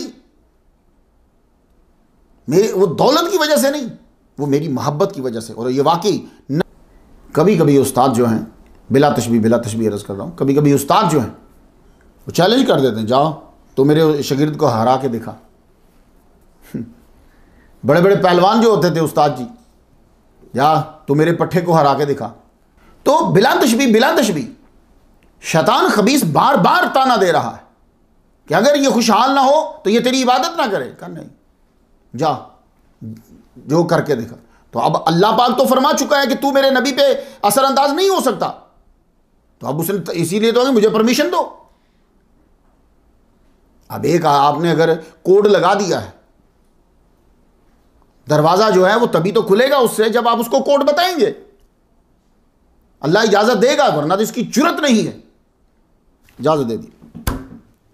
अब यहां एक सवाल है, जो तलबा तहकीक करना चाहते हैं वो ये सोचेंगे कि यार शैतान असरअंदाज हो सकता है। हां होता है, दो तरह से होता है। अब जरा सुनिएगा, एक तो यह कि वो वसवसा डालकर आपसे काम करवाता है, या वो वसवसा दूसरे को डाल के उससे काम करवाता है। वो इतना फोर्स और मजबूर कर देता है कि वो आदमी वही काम करता है, कत्ल वाला काम भी कर जाएगा। बीवी को तलाक जब देता है तो उस वक्त क्या हो रहा होता है? वो शैतानी तो वसवसा डाला है, वो आपके बीच में घंटी बजा रहा होता है। जी, ये जो मदरसे में तलबा पढ़ने नहीं जाते तो ये कैसे वापस आए? वो शैतानी तो उसको वापस लेकर गया था जी। और उस दिन बिग पार्टी होती है शैतान की, जिस दिन कुरान और हदीस पढ़ने के लिए किसी ने दाखिल करवाया अपने बेटे को और वो वापस वहां से भाग गया। जी मुझे नहीं पढ़ना, ये हार्ड है बड़ा, तो वो बिग पार्टी होती है उस वक्त। तो ये कौन करवा रहा? सुलेमान अलैहिस्सलाम के दौर में क्या हुआ था? ये सारे शयातीन ही तो आपकी बॉडी में घुस गए थे और आप एक दूसरे को मारने लगे थे। अभी ये फिर होगा ऐसे। अब आप सुन रहे हैं आप खबरें पूरी दुनिया में, फलां जगह पे एक बंदे ने 5 बंदे मार दिए, फलां पे 10 मार दिए, फलां पे उठा जाके उसने उसको मार दिया। ये क्या है? वो शैतान बॉडी में घुस जाता है, उसके बाद वो आपको लेकर चल चल कत्ल कर। ये अभी और फैलेगा, दज्जाल का दौर आएगा, ये और फैलेगा। कुछ बात मेरी समझ में आ रही? ये मैं उनके लिए कह रहा हूं जो 5 मिनट ये नहीं है, जो तहकीक चाहते हैं। अब आ जाइए कुरान की तरफ, क्योंकि बात को पावरफुल बनाना है ना भाई। सूरतुल कसस आयत नंबर 15। मूसा अलैहिस्सलाम ने 2 बंदों को लड़ते हुए देखा। आपने फिरौनी जो था, एक उनमें से फिरौनी था ना, उस फिरौनी को मुक्का मारा। अब कुरान मजीद सुनिएगा, क्योंकि मैं जुबानी बात करूंगा तो आदमी एतराज कर देगा, क्योंकि उसको पता तो होता नहीं। तफसीर से मैं 112 नंबर स्टोरी पे बयान कराया। क्या है कुरानी अल्फाज? फवाकाज़हु मूसा फक़दा अलैहि क़ाला हाज़ा मिन अमलि शैतान इन्नहु अदुव्वुम मुदिल्लुम मुबीन। अब कंजुल इरफान से तर्जमा जरा सुन लीजिए। मूसा अलैहिस्सलाम ने उसको घूंसा मारा और उसका काम तमाम कर दिया, यानी वो मर गया। फिर फरमाया ये शैतान की तरफ से हुआ, बेशक वो खुला गुमराह करने वाला दुश्मन है। सिरातुल जिनान फी तफसीरिल कुरान। दावत इस्लामी वालों ने बहुत अच्छी ये छापी है। आपके अक्सर लोग मुझसे पूछते हैं हम कौन सी तफसीर पढ़ें, तो ये ले लीजिएगा, ये दावत इस्लामी के अदारे से छपी है। तो हजरत मूसा अलैहिस्सलाम ने क्या कहा जब मुक्के से बंदा मर गया? तो क्या कहा? काला हाज़ा मिन अमलि शैतान। याकूब अलैहिस्सलाम से हजरत यूसुफ अलैहिस्सलाम ने जब ख्वाब सुनाया था तो आपने क्या फरमाया था? तफसील 129 नंबर स्टोरी पे मैं बयान कराया। यहां सूरह यूसुफ की आयत नंबर 5 से सुने। क़ाला या बुनैया ला तक़्सुस रुयाका अला इख़्वातिका फ़यकीदू लका कैदा इन्न शैतान लिल इंसानी अदुव्वुन मुबीन। हजरत यकूब अलैहिस्सलाम ने कहा, मेरे प्यारे बेटे, अपना ख्वाब भाइयों को मत सुनाना, ऐसा ना हो वो तेरे साथ फरेबकारी करें। सुने अब, यकीनन शैतान इंसान का खुला दुश्मन है। ये बीच में शैतान का जिक्र कहां से आ गया? तो मतलब ये हुआ कि वो ये तुम्हारे खिलाफ तुम्हें तकलीफ देने के तरीके शैतान उनको सिखलाएगा। शैतान असरअंदाज हो रहा। तो क्या ऐसा शरीयत में जायज है कि किसी की इन्वॉल्वमेंट ना हो और आप उसके नाम ना लगा दें? ये मेरा एक क्वेश्चन है। हाँ, जब जवाब देंगे तो मेरे इस सवाल को अंदर रखना है कि क्या ऐसा शरीयत में जायज है कि कोई मुलव्वस ना हो, इन्वॉल्वमेंट किसी की ना हो, किसी काम में शराकत ना हो, तो आप वो अमल उसके सर थोप दें। मूसा अलैहिस्सलाम हजरत यूशा बिन नून को साथ लेकर हजरत खदिर अलैहिस्सलाम से मिलने जा रहे थे। तफसील से मैं 118 नंबर स्टोरी पे बयान कर रहा हूं, यहां बस हवाला सुनिए। मूसा अलैहिस्सलाम ने फरमाया, मुझे मजमाउल बहरैन तक जाना है। वहां की निशानी यह थी कि मछली जिंदा होकर अंदर चली जाएगी। वो चली गई, मगर यूशा बिन नून अलैहिस्सलाम बताना भूल गए। अब सूरतुल कहफ की आयत नंबर 63 से सुनिए। हजरत यूशा बिन नून ने अर्ज की, वमा अंसानीहु इल्ला शैतान अन अज़कुरहु वत्तखज़ सबीलहु फिल बहरि अजाबा। शैतान ने मुझे भुला दिया कि मैं आपसे उसका जिक्र करूं। उस मछली ने अनोखे तरीके से समंदर में अपना रास्ता बना लिया। हजरत आदम अलैहिस्सलाम ने दाना खाया तो अल्लाह ने क्या फरमाया? सूरतुल बकरा आयत नंबर 36, फ़अज़ल्लहुमा शैतानु अन्हा फ़अख़रजहुमा मिम्मा काना फ़ीह। फिसला दिया दोनों को शैतान ने और निकलवा दिया दोनों को शैतान ने जिसमें वो रहते थे। तो कुरान मजीद की सूरत उन्नास में है कि युवस्विसु फ़ी सुदूरिन नासि मिनल जिन्नति वन्नास, वो वसवसा डालते हैं, वो जिन्नों में से भी हैं और इंसानों में से भी हैं। तो मालूम हुआ शैतान की तासीर हो सकती है और होती है, मगर जब अल्लाह बंदे को आजमाइश में डाल ले उस वक्त। लेकिन यह याद रहे कि शैतान अंबिया से गुनाह नहीं करवा सकता, गुमराह नहीं उन्हें कर सकता। यह मैं फर्क करता जाऊं। तो मैंने आपको बतला दिया, आयात पढ़कर बतला दिया कि असर हो रहा है। अब अगर इसका कोई और तर्जुमा आप करेंगे तो फिर मुझे मेरे सवाल का जवाब देना होगा आपको। वो क्या है कि एक आदमी की इन्वॉल्वमेंट नहीं है तो ब्लेम उसके सर थोपना जायज है। अब हजरत अय्यूब अलैहिस्सलाम खुद फरमा रहे हैं, सूरह साद की आयत नंबर 41 से सुने, अन्नी मस्सनी शैतानु बिनुस्बिम व अज़ाब। आया ना शैतान का नाम, कि शैतान की वजह से नुस्ब और अजाब पहुंचा है। नुस्ब से क्या मुराद है? अब फिर ये बातें सिर्फ उनके लिए होती हैं कि जो तहकीक के शायकीन हैं, या वो सुनते हैं, वो हाँ याद रखिएगा, वो सुनते हैं, उनसे शेयर करना है। अब नुस्ब क्या है, अजाब क्या है? नुस्ब से मुराद वो तकलीफ जो जिस्म पे हो, और अजाब अगर आजाबर राजुलों से लिया गया हो तो माना होता है जो खाना पीना नींद छोड़ चुका हो, तो फिर उस कंडीशन को अजाब कहेंगे। तो लफ्ज़ अजाब के अंदर नुस्ब से ज्यादा वुसअत है। तो मैंने खुद अल्फाज नहीं बोले, हाँ मैं खुद भी बोल सकता था, खुलासा बयान कर देता। मैंने खुद अल्फाज नहीं बोले। क्यों? फिर शरारती आदमी हवाला जात छोड़कर सिर्फ उस बात को बयान करता है। ये कुरानी अल्फाज हैं, आपने सुन लिए। खुलासा इसका यह है कि शैतान की तासीर होती है। हजरत अय्यूब अलैहिस्सलाम के मामले में उसको और छूट दे दी कि तू अपना शौक पूरा कर ले, जिस तरह भी कर सकता है, वक्त साबित कर देगा। शैतान के पैरोकार तकलीफ में मातम बर्पा करते हैं, खुदकुशी कर लेते हैं, मगर अल्लाह का दोस्त अल्लाह का ही रहता है, सब्र और शुक्र का दामन पकड़ कर। ये बात मैंने कर दी कि जब कभी आप हाई स्टैंडर्ड में जाएं, आगे जाएं, तो आपको यह समझ में हो कि शैतान का असर होता है। ये काला जादू क्या है? लोग जी वो जी शैतान कैसे असर करेगा? तो काला जादू क्या है? मेरा क्वेश्चन है, काला जादू क्या है? शैतानी असरात। तो शैतान के असरात हुए, लेकिन अब फर्क होता है, नबियों को ना वो गुनाह करवा सकता है ना वो गुमराह कर सकता है। बाकी वो किसी तरह से भी असरअंदाज हो सकता है, किसी दूसरे के अंदर घुस के कहीं चलो मुखालफत कर। लेकिन यहां जो है मामला स्पेशल है, ये याद रखिए, बार बार मैं कह रहा हूं। अन्नुकातु वल उयून किताब का नाम है, बड़ी अच्छी किताब है अन्नुकातु वल उयून। मावर्दी रहमतुल्लाह अलैह लिखते हैं कि शैतान ने अल्लाह से इजाजत ली बॉडी पर असर करने की, तो तसल्लुत की इजाजत दे दी गई। तो स्पेशल केस है यह। इजाजत सिर्फ जिस्म और माल और रियाल तक थी, दिल और जुबान महफूज थे। कुछ हजरात लिखते हैं कि नबी को कोई ऐसी बीमारी नहीं होती जिसकी वजह से लोग उससे नफरत करें, तो उन्होंने सीधा साधा लिख दिया नहीं कोई टेंशन थी उनको। अच्छा, टेंशन 7 साल रही, नबी को तो टेंशन होती कोई नहीं है। ला खौफुन अलैहिम वला हुम यहज़नून, ये तो आम वलियों की शान है, नबी का मकाम तो इससे भी आला होता है।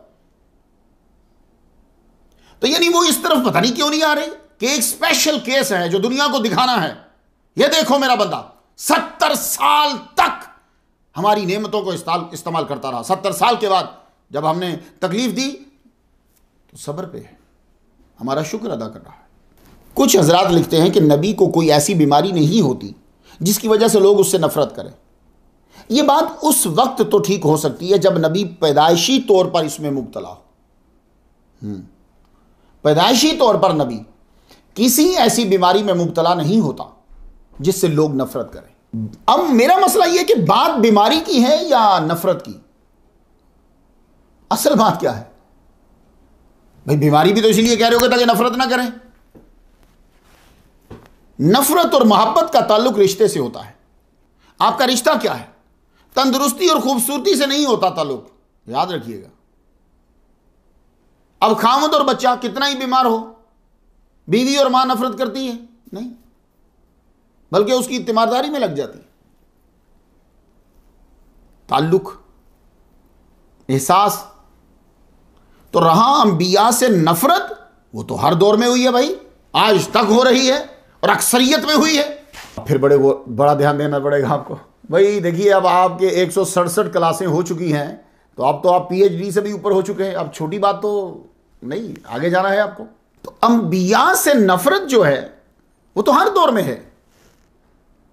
हजरत नूह अलैहिस्सलाम से इतनी नफरत थी कि लोग उनको मार मार के बेहोश कर देते।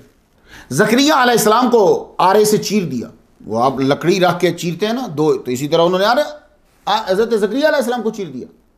तो नफरत तो है मोहब्बत में। याह्या अलैहिस्सलाम का सर काट दिया।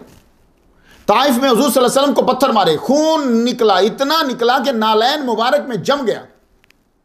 इब्राहीम अलैहिस्सलाम को आग में फेंक दिया। ये सब काम नफरत में हुए हैं, मोहब्बत में नहीं हुए।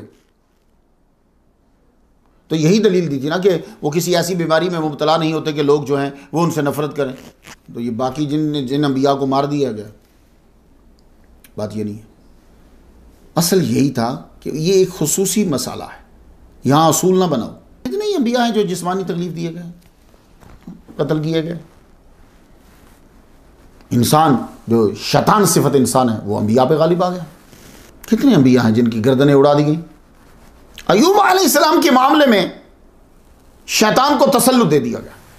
ये ताज्जुब है, ये तो तस्लीम किया जाता है कि बंदे का तसल्लुत हुआ, अंबिया को तकलीफ दी गई, कत्ल किए गए अंबिया। ये बात है कि आज तक कोई बंदा नबी को गुमराह नहीं कर सका नहीं। इसी तरह इब्लीस को जो तसल्लुत मिला है, उसने माल, औलाद और जिस्म को तो नुकसान पहुंचाया, मगर आपको रब से दूर ना कर सका। तो ये बाकी जो ये इतराज है जी, वो इस तरह तो फिर शैतान बंदों को मार भी सकता है। हाँ, मार सकता है। वो आपके भाई के अंदर दाखिल हो जाएगा, उसको इतना प्रेशर के साथ वसवसा डालेगा, वो छुरी लेके आपको मार देगा। अब सवाल ये है कि आपको कौन सी तकलीफ पहुंची। अब ये है कि कौन सी तकलीफ आपको पहुंची। तफसीर तबरी में हज़रत वहब बिन मुनब्बिह से रिवायत है कि आपके जिस्म पर बड़ी बड़ी फुंसियाँ निकल आई थी। ये फे के ऊपर पेश है, फुंसियाँ निकलती फिर फट जाती। अल्लामा कुर्तबी ने इब्ने अरबी का कौल नकल किया है कि कीड़े पड़ने का वाक़या सनद का मोहताज है, मगर अल्लामा अलूसी रहमतुल्लाह अलैह ने 9वीं जिल्द 80वें सफ़े पर रूहुल मानी में सही सनद बयान कर दी कि आपकी ज़ुबान और दिल के अलावा हर जगह कीड़ों ने जगह बना ली। किताब ज़ुहद सफ़ा 54। दिलों ज़बान के अलावा तमाम जिस्म पे कैंसर सा हो गया। 7 साल और कुछ माह आप इसमें मुब्तला रहे। अगर कोई बीमारी ना थी तो मुझे यह बताओ कि अल्लाह ने नहाने का हुक्म क्यों दिया? पानी पीने का हुक्म क्यों दिया? और ये याद रखना, नबी हमसे ज्यादा तहारत का पाबंद होता है। ये जरूर याद रखना। ये ना कहना कि नबी भी 4-4 साल बाद नहाता है। तो अगर कोई ज़ाहरी बीमारी नहीं थी जिस्म के ऊपर, स्किन पर, तो फिर नहाने का हुक्म क्यों दिया? और फिर किसी आम पानी से नहाने का नहीं कहा।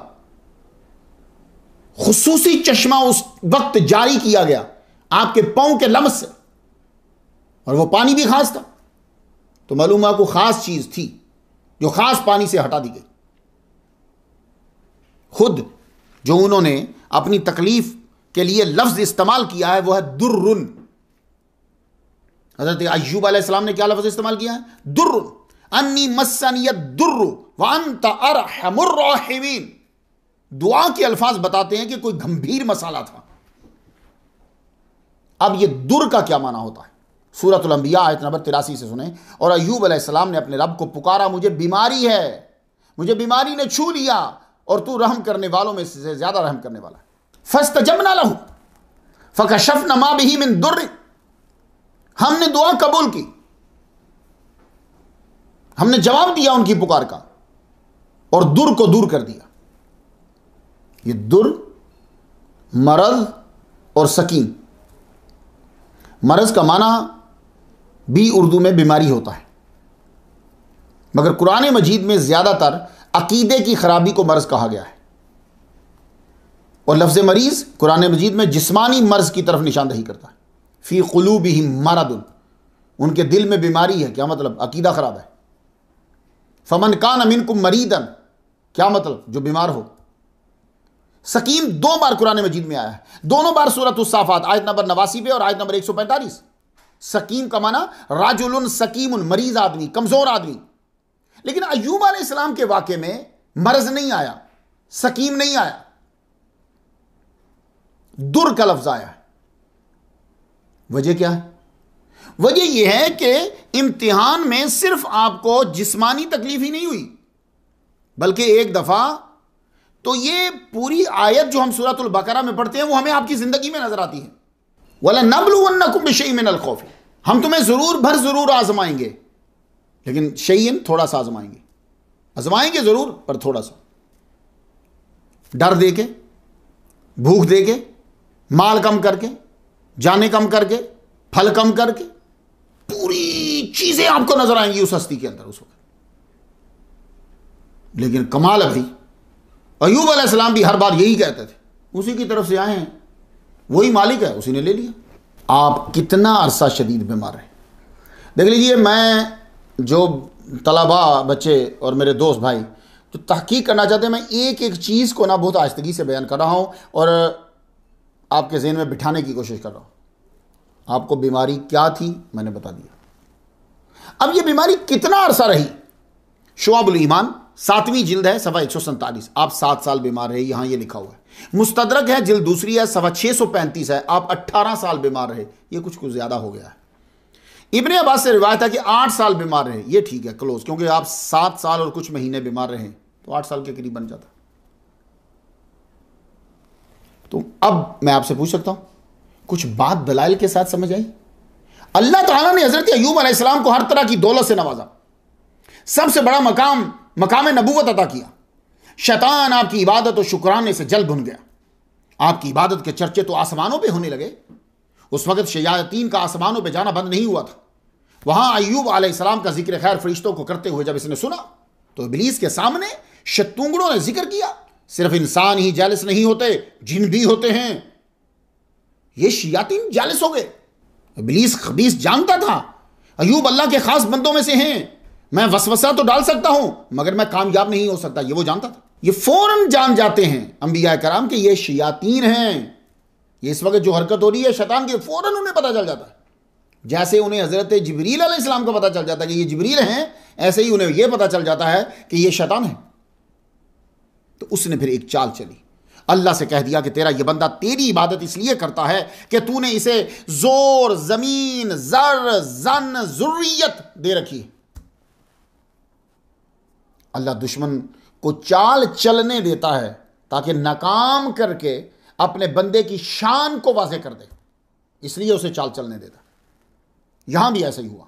अल्लाह ने फरमाया अय्यूब मेरा अच्छा बंदा है, नेमल अब्द, वो सिर्फ मेरी मोहब्बत में इबादत करता है। नेमल अब्द कहकर सारी बातें समेट दी। इन्नहु अव्वाब, हाय हाय हाय, बोला मैं अंबिया पे असर नहीं कर सकता, मुझे अपनी तासीर उन पर करने का इज़्न दो, फिर देखते हैं। अल्लाह ने इब्लीस को जलील करने के लिए और हज़रत अय्यूब को अजीम बनाने के लिए इजाज़त दे दी।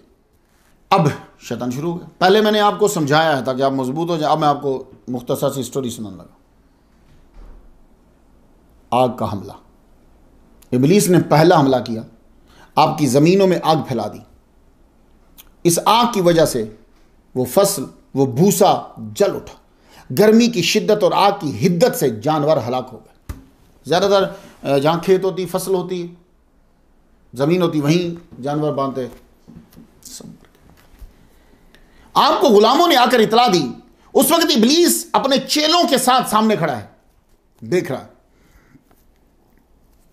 और जिब्रील अलैहिस्सलाम फरिश्तों की जमात के साथ देख रहे हैं कि इस माली नुकसान की खबर से क्या तासुर मिलता है।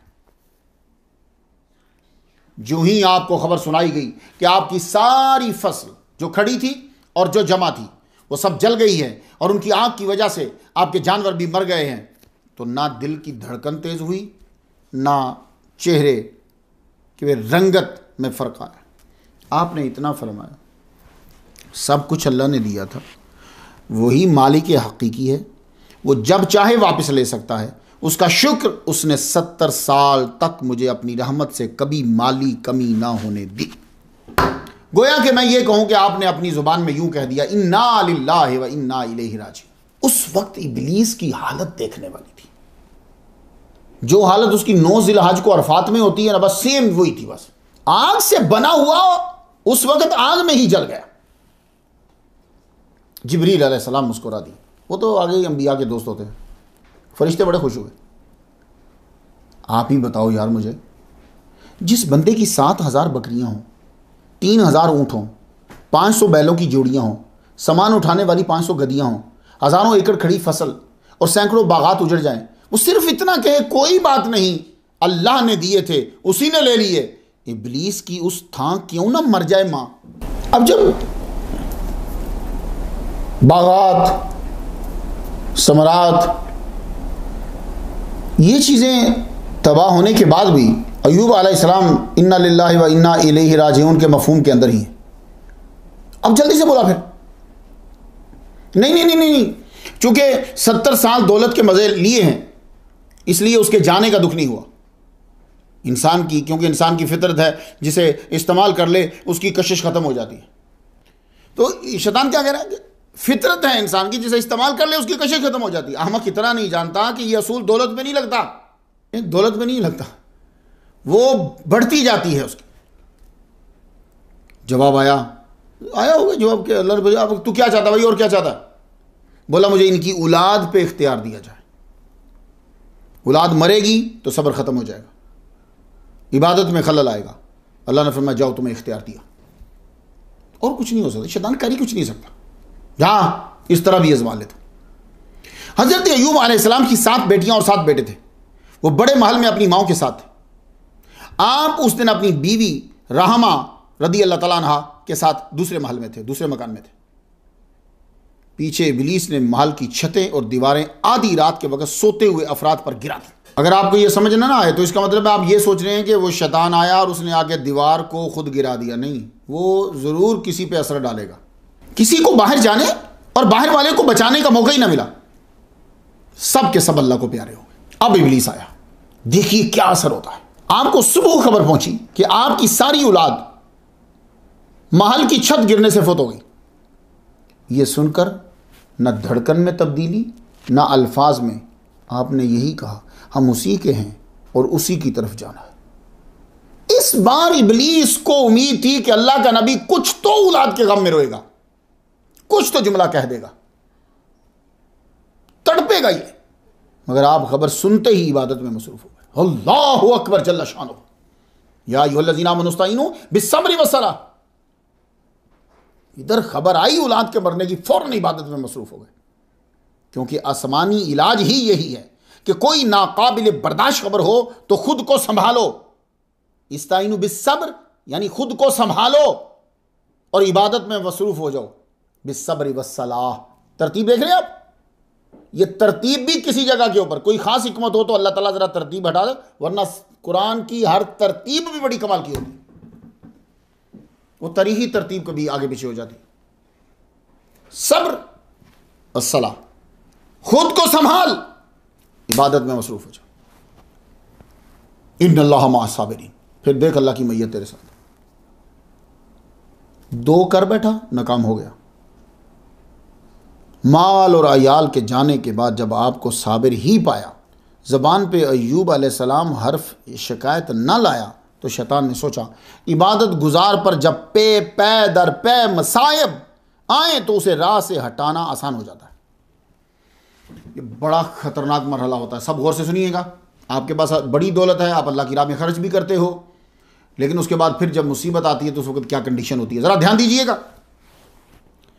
ये शैतान जानता था कि इबादत गुजार जो आदमी है, कि जो बहुत ज़्यादा इबादत करता है, उसका पूरा बिजनेस तबाह हो जाए, मालो मलाल जो है सारे वो तबाह हो जाएं, और उसके बच्चे जो हैं वो भी सब चले जाएं, तो क्या कैफियत होती है उस वक्त। बड़ा आसान होता है उस बंदे को दीन से हटाना। यार तू तो इतने काम कर रहा है, नेकी कर रहा है, तुझे तकलीफ क्यों आ रही है। बस इसी में बंदा गया। एक डॉक्टर साहब थे, फ्री लोगों का ऑपरेशन करते थे, बड़ी दाढ़ी रखी हुई थी, नमाज पढ़ते थे, जो गरीब आ जाता ऑपरेशन फ्री करते। उनका 17 साल लड़का एक्सीडेंट में मर गया। अब ये वक्त था कि उन्होंने इतनी बुलंदी पे पहुंच जाना था, हो सकता है कि वो कुतुब बन जाते। उनके मुंह से ये निकल गया, वो अकलौता बेटा था, वो भी 17 साल, कहने लगे मैं तो ऑपरेशन करता अल्लाह की रजा के लिए, मैं नमाज पढ़ता, इबादत करता, किसी को तकलीफ नहीं देता, फिर मुझे मुसीबत क्यों आई। वो सारा कुछ छोड़ गया। फिर वो तो वही पॉइंट था जहां उसने ऐसे ऊपर जाना था, वही पॉइंट था कि वो नीचे आ गया। अब शैतान बड़ा खुश हुआ, कहने लगा बस अल्लाह मुझे जरा इजाजत दे दे, इनके जिस्म पर तसल्लुत की इजाजत दे दे मुझे। तो अब उसने अल्लाह से इजाजत मांगी कि मुझे अय्यूब अलैहिस्सलाम के जिस्म पर इख्तियार दिया जाए, मैं साबित कर दूंगा कि ये सब्र के इम्तिहान में फेल हो गए। तो अभी तक बाज नहीं आ रहा। इब्लीस को इजाजत मिल गई, जा ये भी शौक पूरा कर ले। वो आपके जिस्म में शदीद हरारत से ऐसा असर हुआ कि पूरे जिस्म में फुंसियां बन गई, सर से कदम तक आबले पड़ गए, वो फटते फिरने बन जाते। इब्ने असाकिर का लिखना है कि ज़बान और दिल महफूज रहे, बाकी सारा जिस्म जख्मों से भर गया। तो लोगों ने आपको शहर से निकाल दिया। इस बात को इमाम इब्ने अबी हातिम ने अपनी तफसीर में भी बयान किया। आपकी हालत देखकर लोगों ने आपसे मिलना छोड़ दिया। उनके जहनों में इब्लीस ने अपने मीडिया से यह डाल दिया कि इन्होंने कोई जुर्म किया है। शहर से बाहर एक झोंपड़ी में आपने रिहाइश इख्तियार कर ली। ये हालत क्या, आप बैठे रहते वहां। लेकिन देखो अब आया वक्त कि कौन साथ है, तो आपका साथ देने वाली वो खानदानी औरत जिसका ताल्लुक खानदान नबूवत से था, रहमा रज़ियल्लाहु ताला अन्हा, वो ही थी जो हर तरह से आपका ख्याल रखती थी। इस तरह से 7 साल गुजर गए। आफरीन है यार, सलाम मेरा सलूट इस अजीम औरत को। सर झुक गया उसके आगे एहतरामन, सजदा नहीं करना। अच्छी औरतें अच्छे बुलंद मकाम पे होती, उन पे मसाइब आते हैं, लेकिन वो मसाइब झीलती हैं। वो फिर मसाइब क्या होते हैं, वो बैटरी बन जाते हैं, सेल बन जाते हैं, वो पूरी पावर जैसे किसी चीज़ को बूस्ट करते हैं। वो औरत जिसने अपनी ज़िंदगी में मसाइब बर्दाश्त किए हैं, फिर इज्जत और उसका मकाम, यही चीज़ें उसके आला मकाम को बूस्ट करते, बुलंद कर देते, लोगों की नज़रों में इज्जत बढ़ा देते। शुअबुल ईमान जिल्द 7वीं सफ़ा 147 से सुनाने लगा हूं मैं आपको। लोगों ने आपकी जोजा को घर में काम देना बंद कर दिया कि ये वायरस हम तक भी ना आ जाए। शुरू में तो काम मिल जाता था, काम देना, ये नौबत आ गई, काम देना बंद हुआ। आपने फिर उस दिन अपने बाल बेच दिए। एक अमीरजादी को अपने खूबसूरत बाल बेच दिए। उस दौर में भी विग का कोई होगा, आपके बाल लंबे होंगे, बाल बेच दिए। ये बाल औरत का ताज है, आधी खूबसूरती होते हैं, याद रखिए, औरत की आधी खूबसूरती उसके बालों में। अब मैं आपको करिंथियंस से सुनाना चाहूंगा एक जुमला। तो बाब नंबर 11 है, निशान नंबर 15 है। But if a woman have a long hair, it is a glory to her, for her hair is given her for a covering. Your hair is your crowning glory. Own it, love it, enjoy it. वो बाल आपने बेच दिए। यानी इतनी मैं ये बताने, ये मैं पढ़कर आपको ये सुना रहा हूं कि ये ताज हैं बाल औरत के। उस बेचारी ने खामद के लिए ताज बेच दिया। खाना लेकर आई, सर को ढांप दिया। रोटी खाते हुए वैसे भी डिस्कस नहीं करनी चाहिए मुसीबतें। अच्छी औरतें क्या करती, जब खामद आता है उसको आराम से सुकून से रोटी खाने देती, बल्कि बच्चों को भी कह देती कोई शोर ना हो, कोई बदतमीजी नहीं, रोटी खा ले, आराम कर ले, बैठे, फिर जाके वो बात शुरू करती। ज़िंदगी असल यही है भाई लोगों। खाना खरीद कर आपके लिए लाई तो अर्ज़ करती हैं कि आप अल्लाह से दुआ करो इस बीमारी को दूर कर दे जो आपको है। फरमाया 70 साल अल्लाह की नेमतों में रहे, राह तो सुकून में रहे, अभी तो सिर्फ 7 साल हुए। इन मुश्किलात में तो मैं क्यों अल्लाह से शिकायत करूं। अभी ये गुफ्तगू हो रही थी कि आपके 2 भाई या वो आपस में 2 भाई थे, आपके पुराने दोस्त थे, वो आए, जैसे आप कहते हैं ना बचपन का दोस्त, वो आए, बोले इनसे कोई बड़ा गुनाह हुआ है जो ये इस दुख में मुब्तला है। पर हर आदमी की अपनी जुबान होती है, वो तो चलेगी। आपकी नजर अपनी जोजा पर पड़ी तो पूछते हैं आपके बाल किधर हैं। दुपट्टा हटाकर दिखाया तो अर्ज की आज इन्हीं को बेचकर खाना लाई हूं मैं। और कहने लगी आज एक तबीब मिला था मुझे रास्ते में, उसके पास दवाई है, वो इस्तेमाल करें तो ठीक हो जाएंगे आप। अब लोगों ने मुझे खाना देना, काम देना बंद कर दिया है, तो वो कह रहा था कि ये दवाई इस्तेमाल करते ही आप ठीक हो जाएंगे। तो आपने पूछा कि तो दवाई की कीमत कैसे देंगे हम, अब तो बेचने को पास कुछ भी नहीं रहा। तो बोली वो कह रहा था कुछ नहीं लूंगा, सिर्फ तुम्हारा खामन तंदुरुस्त होने के बाद इतना कह दे कि ऐ तबीब तूने मुझे शिफा दी, भाई इतना कह दे, आप चलान में आ गए। फरमाया मैं अल्लाह की कसम तंदुरुस्त होने के बाद तुम्हें 100 कोड़े मारूंगा।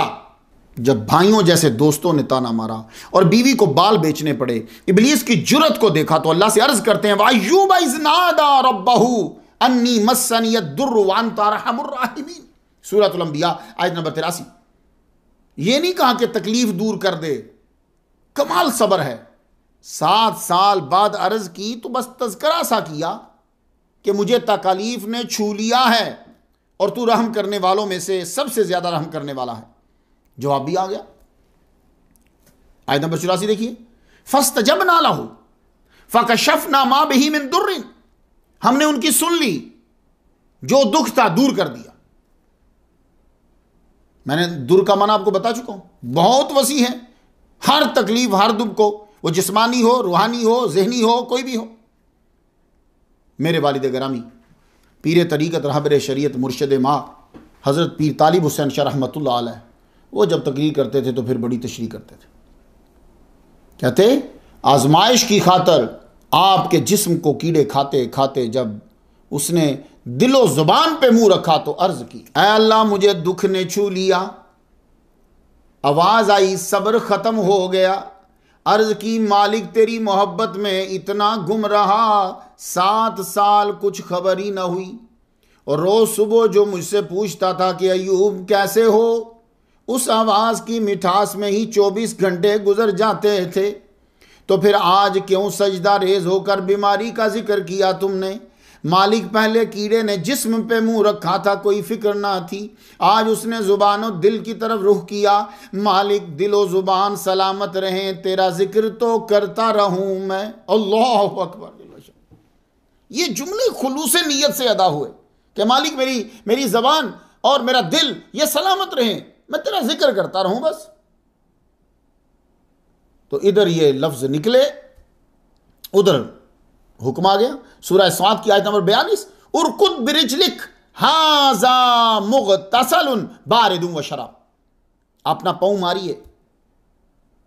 इब्ने असीर और सिहा ने लिखा है कि रख दो का असल माना ही पांव की जरब है। मेरे ज़हन में फिर सवाल आया कि फिर रिजलिक लगाने की क्या जरूरत थी, जब उरकुद का माना ही पांव की जरब है। तो असल में वो बहुत कमजोर थे, तो रिजलिक लगाकर बताया कि आप लगाइए पांव, वसीला पूरा हुआ, बाकी हमारा काम है। बाकी हमारा, आप पांव मुबारक लगाइए, जरा हिलाइए से जितना हिलता है। आप फुल ताकत से कोई नुकीला औजार भी जमीन पर मारे तो एक जरब में चश्मा नहीं फूटेगा।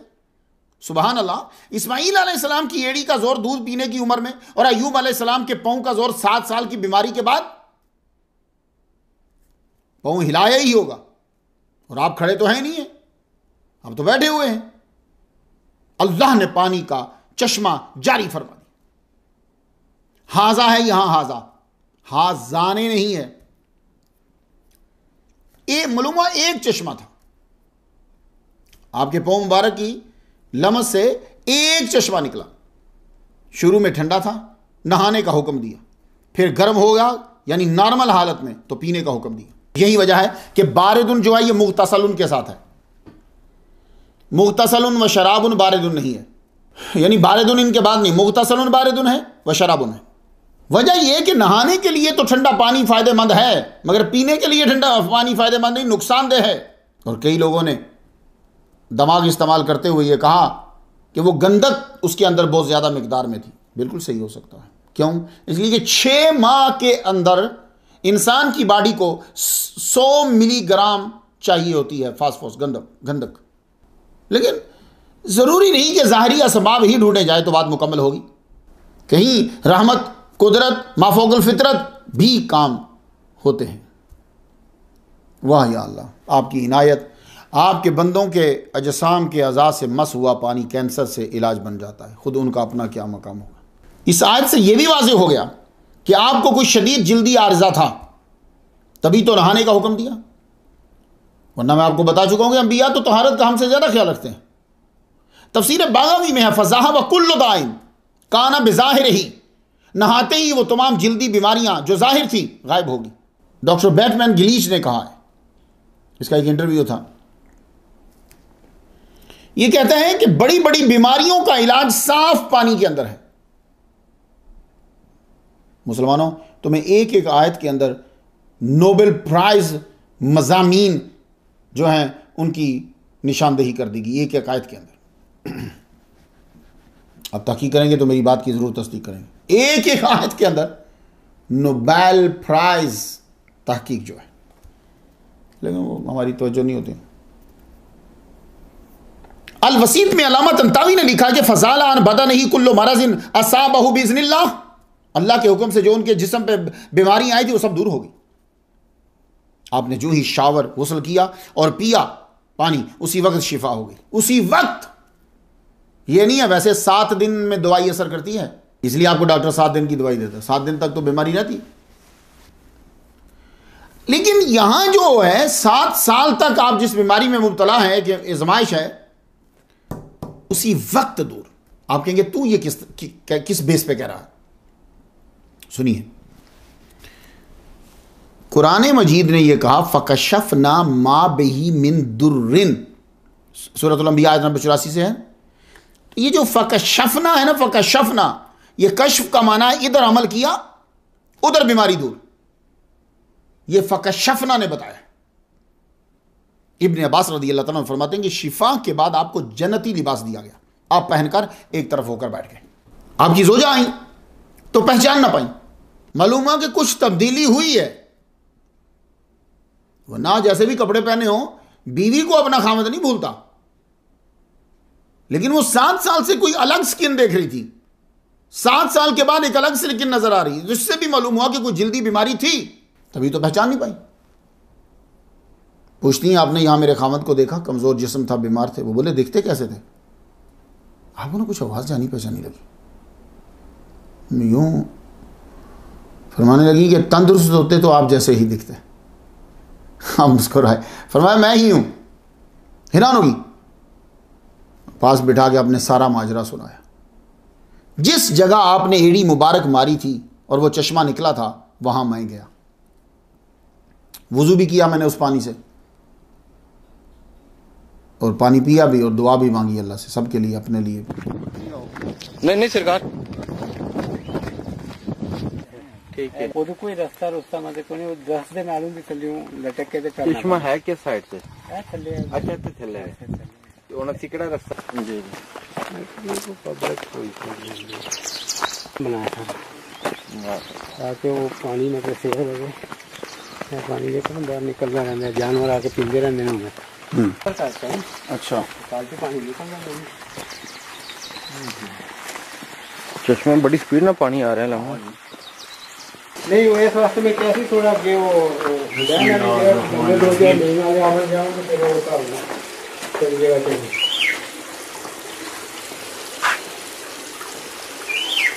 और यही करो ना, ਉਹਨੂੰ ਕਹਿ ਕੇ ਨਾ ਤੇ ਇੱਕ ਸੂਟ ਰੂਮ ਵਿੱਚ ਇੱਕ ਰੂਮ ਬੰਦ ਕਰਾ ਦੇਣਾ ਤੇ ਦੂਸਰਾ ਤੇ ਉਹ ਬਹਿਣ ਦੀ ਥੋੜੀ ਜਗ੍ਹਾ ਮਿਲ ਜਾਏਗੀ। ਇਹਨਾਂ ਦੀ ਔਲਾਦ ਜਿਹੜੀ ਉਹ ਬਹੁਤ ਜ਼ਿਆਦਾ ਸੀ ਮਤਲਬ ਕਿ, ਔਰ ਉਹ ਸਾਰੇ ਨਿਖਰ ਪੁੱਕੜ ਗਏ ਸਨ, ਇਹਨਾਂ ਨੂੰ ਕੋਈ ਪਤਾ ਨਹੀਂ ਸੀ ਕੌਣ ਕਿੱਥੇ ਕਿਤੇ ਨਹੀਂ। ਸਿਰਫ ਇੱਕ ਬੀਵੀ ਇਹਨਾਂ ਦੀ ਕੁਛ ਮਤਲਬ ਦਿਨਾਂ ਬਾਅਦ ਆਉਂਦੀ ਜਾਂਦੀ ਸੀ। ਨਹੀਂ ਇਹ ਥੱਲੇ ਉੱਪਰ ਜਿਹੜਾ ਗ੍ਰਾਹ ਹੈ ਨਾ, ਇਹ ਅਸਲ ਉਹ ਜਗ੍ਹਾ ਸੀ ਇਹਨਾਂ ਦੀ। ਅੱਛਾ, ਉੱਥੋਂ ਉੱਠ ਕੇ ਜਬਲ ਚ ਆਇਆ ਬਿਮਾਰੀ ਦੀ ਹਾਲਤ ਵਿੱਚ। जी जी, वो जेड़ा कीड़ा थले डिगदा से उन्हें चुप के सिर भी रखते हैं कि तू या किधर अल्लाह ताला अगे मेरे ये ना करके इन्हें मैंने खान नहीं दिता। माशाल्लाह। तो असली जगह है ये चश्मा जड़ा है जिथे नाते सन पानी की सब ने शफात फरमाए, पानी के सदके सबका दिल मजबूत करे, सारी बीमारियां दूर करे, ईमान मजबूत करे, ईमान मजबूत करे। आमीन जी, वाह वाह सरकार। तेरा मुनव्वर फरमा दे मालिक, नबी की उम्मत के सब बीमारों में शिफा अता फरमा। आमीन। जिस तरह हज़रत अय्यूब अलैहिस्सलाम के इम्तिहान से यही बीमारी इम्तिहान से मालिक उन्होंने कामयाबी दी और शिफा दी, मालिक सानू भी शिफा अता फरमाना। साडा चेहरा कभी भी या अल्लाह ताला बेनूर ना होवे मालिक, साडा चेहरा हमेशा इस पानी के सदके मुनव्वर रखी मालिक। आमीन। मर्दी वाली सानू कलमा अता फरमाए मालिक, और जेडे लोग इत्थे लैके आए ने कि अल्लाह ताला इन्हां दे रिज़्क च भी बरकत अता फरमाए।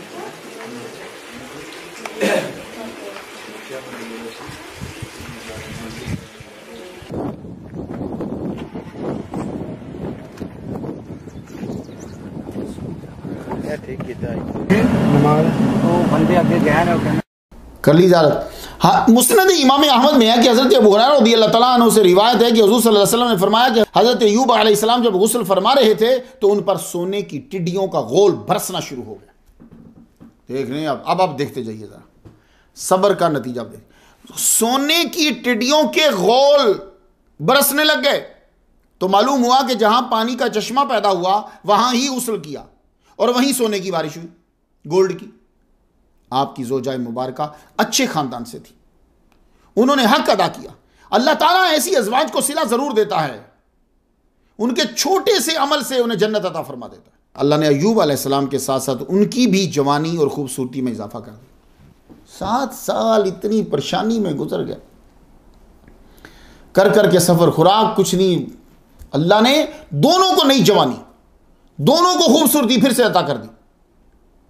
और हजरत अय्यूब अलैहिस्सलाम ने जो दौरान अलालत जो कसम उठाई थी कि 100 कोड़े मारूंगा, अल्लाह ने फरमाया नहीं, कोड़े नहीं मारने, तुम 100 तिनके एक साथ जोड़ के गट्ठा, झाड़ू जो नहीं होता जिस तरह का, गट्ठा बना के ये मार दो। सूरह 7 सुन लीजिए। वखुज़ बियदिका दिग़सन फदरिब बिही वला तहनस।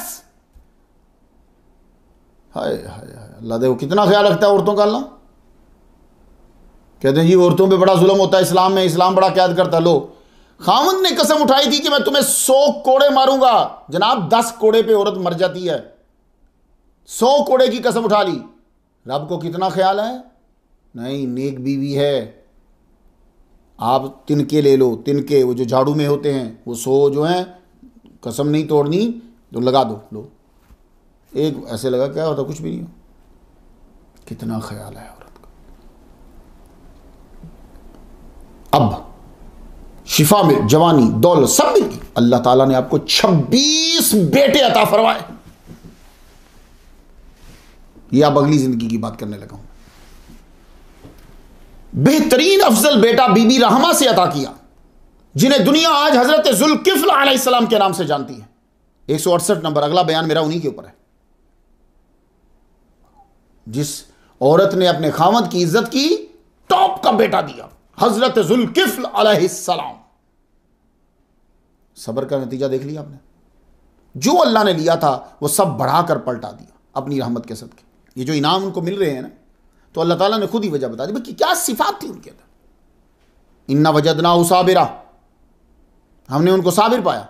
निअमल अब्द, बड़े अच्छे। इन्नहु अव्वाब, रजू करने वाले। वाह क्या बात है, हर बात में रब की तरफ रजू करने वाले। इस वाक्य को अल्लाह ताला ने ज़िक्रा ली उलिल अलबाब कहा है। सूरह 7 की आयत नंबर 43 पे ये ज़िक्रा ली उलिल अलबाब है। इसलिए मैं बात में ज़रा गहराई में चला गया। ये नसीहत है उनके लिए जो अक्लमंद है। तो इस तकरीर को अक्लमंद ही सुनेगा, उसको ना ये लंबी लगेगी ना ये मुश्किल लगेगी। तो ये कसस जो होते हैं अक्लमंदों के लिए होते हैं। अब इसके अंदर आपके लिए क्या सबक है? सबसे बड़ा सबक जो है वो सब्र, और ये हमारी गुफ्तगू का एक अहम हिस्सा है। और ये मैं अपने सामाईन को बताना चाहूंगा, और मुझे पूरी उम्मीद है कि वो इसको बड़े ध्यान से सुनेंगे कि सब्र है क्या, क्योंकि हमारे यहां सब्र का कॉन्सेप्ट टोटली गलत है।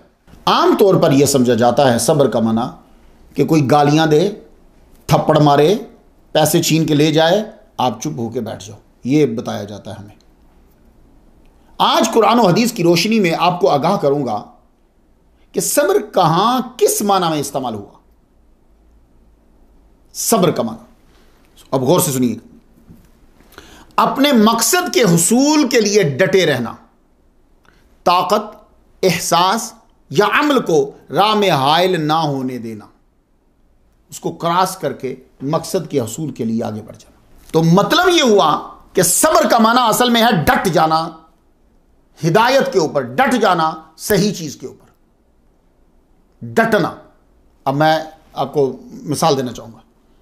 मूसा अलैहिस्सलाम की कौम ने यह कहा, हम एक ही खाने पे नहीं रह सकते, लन नस्बिर अला तआमिन वाहिद।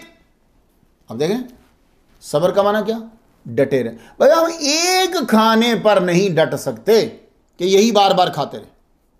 तो ये कौम एक खाने पे डटी ना रही, बेसब्री कौम हो गई। सूरह स्वाद की आयत नंबर 6 से सुनिए जरा। वस्बिरू अला आलिहतिकुम, क्या मतलब? इसका मतलब सिर्फ यही बनता है, तुम अपने माबूदों के मामले में डटे रहो। तो सब्र का माना डट जाना। अब सब्र का माना सूरतुल अनफाल में जाके सुनिए जरा। जिहाद का हुक्म है। जिन्होंने मुसलमानों पर जुल्म के पहाड़ तोड़े थे, उनकी गर्दनें उड़ानी है मुसलमानों को, क्योंकि वो सालों बाद भी बाज नहीं आ रहे। तो अब यहां जरा लफ्ज सब्र का माना देखिए। सूरतुल अनफाल आयत नंबर 65।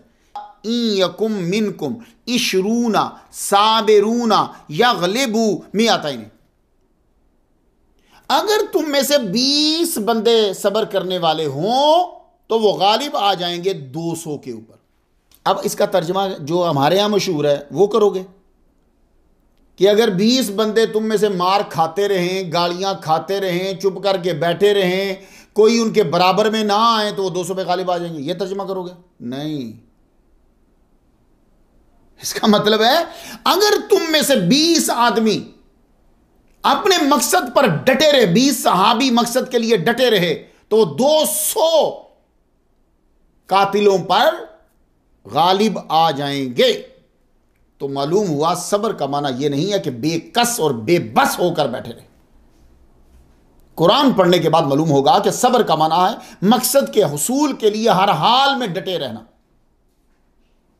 और किसी ऐसी सोच को खुद पे तारी न करना जो रुकावट बने।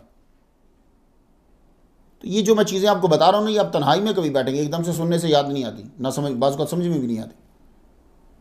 सब्र का माना डटे रहना। सब्र का माना तुम्हारे पास जो असला है, जो चीज़ें तुम्हारे पास हैं, तुम वो लेके चलो, जाके लड़ो, तुम 200 पे गालिब आ जाओगे। ये उनके लिए, वो जो पहले सहाबी थे, बाद में आने वाले सहाबियों के लिए फिर और हुक्म बदल गए। तो मुझे सिर्फ सब्र का माना बताना है। अब जिंदगी का मकसद क्या है ये बता दीजिए मुझे। एक अल्लाह की रजा हासिल करना, बस ये मकसद है पूरी जिंदगी का। अब जिस अमल से वो राजी होता है उसके करने में सारी ताकतें लगा देना,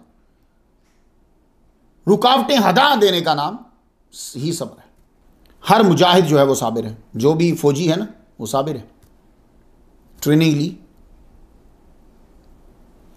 जा रहा है जंग करने, बचना गैर यकीनी है, मरना यकीनी है।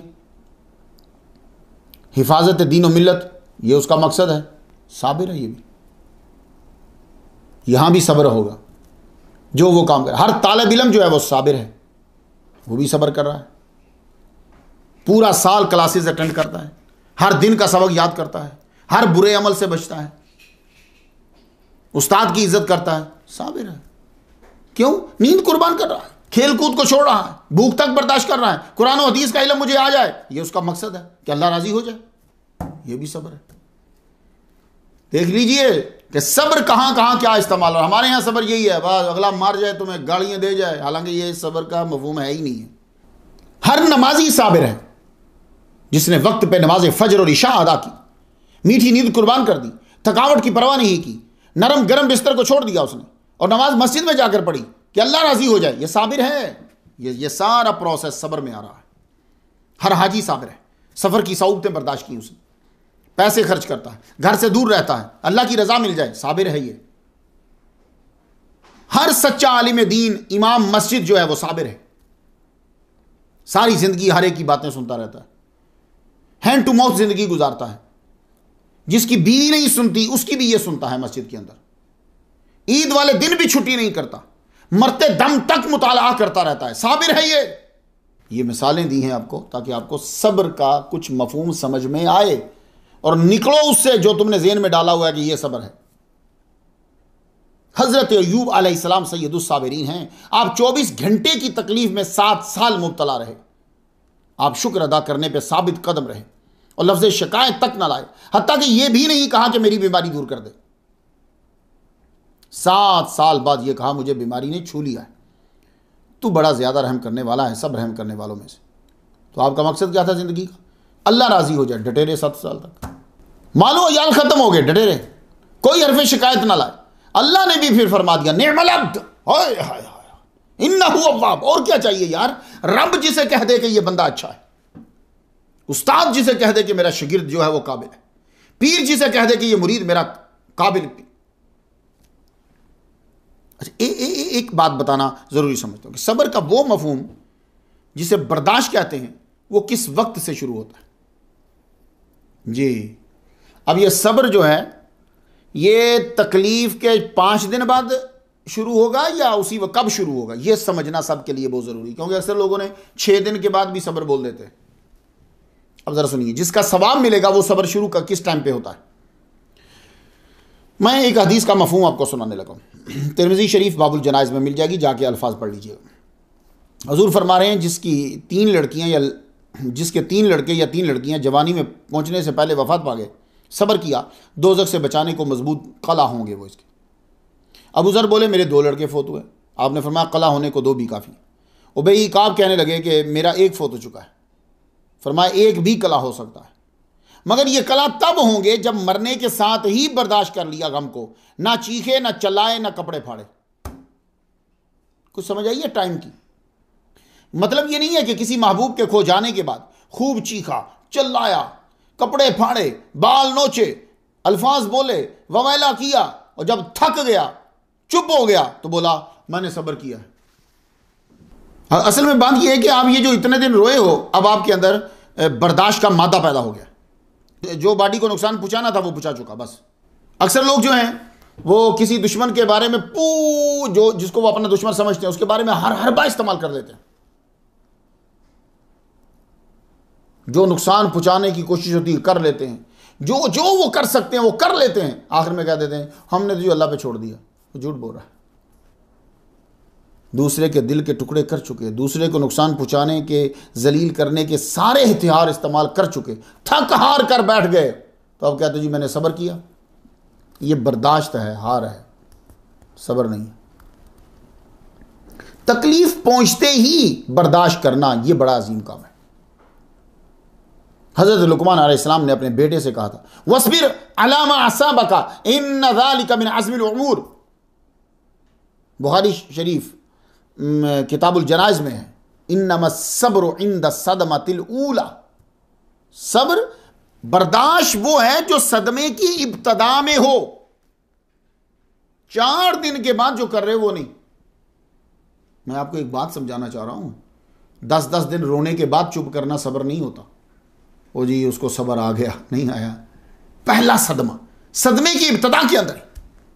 अब सब्र के साथ गफरा आया है, यानी आपको किसी से दिली सदमा पहुंचा, उसने माली नुकसान पहुंचाया, आपने मुआफ कर दिया। यह बहुत मुश्किल अमर है मगर आला दर्जा है। अल्लाह फरमाता है वलिमन सबरा व गफरा इन्न ज़ालिका लमिन अज़्मिल उमूर। शूरा आयत नंबर 43। जिसने सब्र किया बख्श दिया। यकीनन ये बड़ी हिम्मत के कामों में से एक काम है। सब्र अंबिया की सिफात में से है। सूरतुल अंबिया की आयत नंबर 85 से सुन लीजिए, व इस्माईला व इदरीस व ज़ुल्किफ्ल कुल्लुम मिन साबिरीन। अंबिया की सिफात में से। सब्र की अहमियत का अंदाजा इस बात से लगाइए कि अल्लाह खुद सबसे बड़ा साबिर है। अब यहां सब्र किस माना में? बस मैं यही चाह रहा था कि आपको मालूम हो जाए। ये बस हिंट होते हैं, तहकीक तो आगे आपने करनी है, अभी बढ़ के हिंट्स हैं बस। मुस्लिम शरीफ बाब ला अहदा अस्बरु अला अज़न, हदीस है ना, सुनिएगा। ला अहदा अस्बरु अला अज़न यस्मउहु मिन अल्लाह अज़्ज़ा व जल्ला इन्नहु युशरकु बिही व युजअलु लहुल वलद सुम्मा हुवा युआफीहिम व यरज़ुकुहुम। अब मफ़हूम क्या है इसका, मुस्लिम शरीफ की इस हदीस का, कि अल्लाह से ज़्यादा सब्र करने वाला कोई नहीं है। अब यहां सब्र का मतलब जल्द इंतकाम ना लेने वाला, यहां सब्र का माना ही है। लोग उसके लिए बेटा बनाते हैं, शिर्क करते हैं, वो उन्हें ढील देता है और रिस्क जारी रखता है। अल्लाहु अकबर जल्ला शानो। मालूम हुआ कि अल्लाह शदीद गजबनाक होता है जो कोई उसका बेटा बनाए। यह मुस्लिम शरीफ से। तो हदीस पे नजर हो तो फिर ही आदमी शाखुल हदीस होता है, तो शाहुल कुरान तो बड़ी बात होती।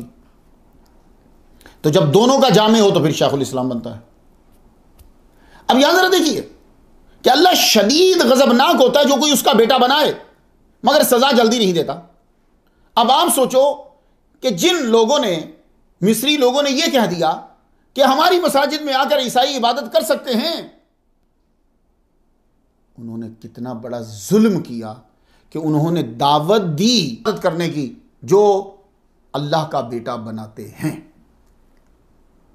ये आप सोचिएगा, ये आप तो बहुत मुहक्किक हैं।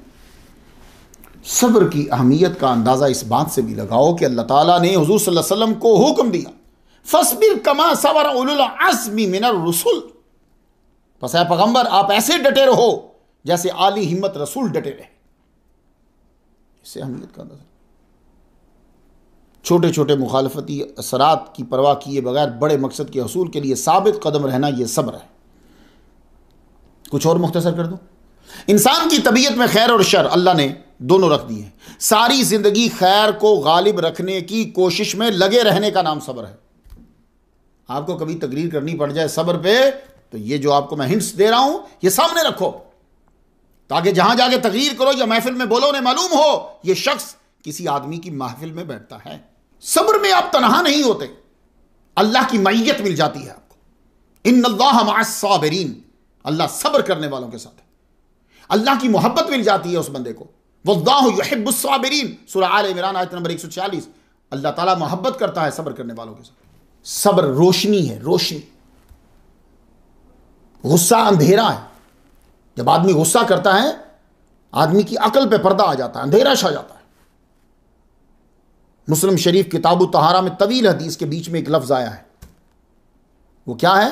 अस्सब्र दियाउन, सब्र चमक है। सब्र से दिलो दिमाग पुरसुकून हो जाते हैं, तो मसाला के हल के रास्ते फिर उसको नजर आने लग जाते हैं।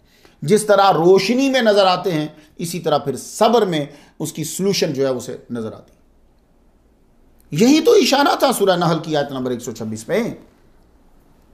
लोगों ने कहा जी सब्र ये है, अगला मार रहा, गालियां दे रहा, बिस्ती कर रहा, चुप करके बैठे रहो, ये सब्र है। सब्र नहीं है। वो ये देखो कि वो ऐसा क्यों कर रहा है। अगर वो मकसद बढ़िया है, मकसद पे रखो नजर, क्या है मकसद। ये बार बार मैं कह रहा हूं, मकसद क्या है। अगर उसकी राह में ये हाल होता है तो फिर ठीक है, छोड़ दो, उसको नजरअंदाज कर दो। अब जरा आयत सुनना, कई लोगों पर वाज़ेह हो जाएगा जो मैं बार बार कह रहा हूं। सूरह नहल की आयत नंबर 126, वही ना आक़बतुम, अगर बदला लेना है तो फ़आक़िबू बिमिस्लि मा उक़िबतुम बिही, उतना ही बदला लो जितना सदमा तुम्हें उन्होंने पहुंचाया है।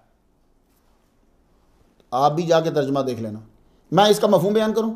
यानी अगर किसी आदमी ने तुम्हें तकलीफ दी है तो तुम भी उतनी ही तकलीफ पहुंचाओ जितनी उसने तुम्हें पहुंचाई है।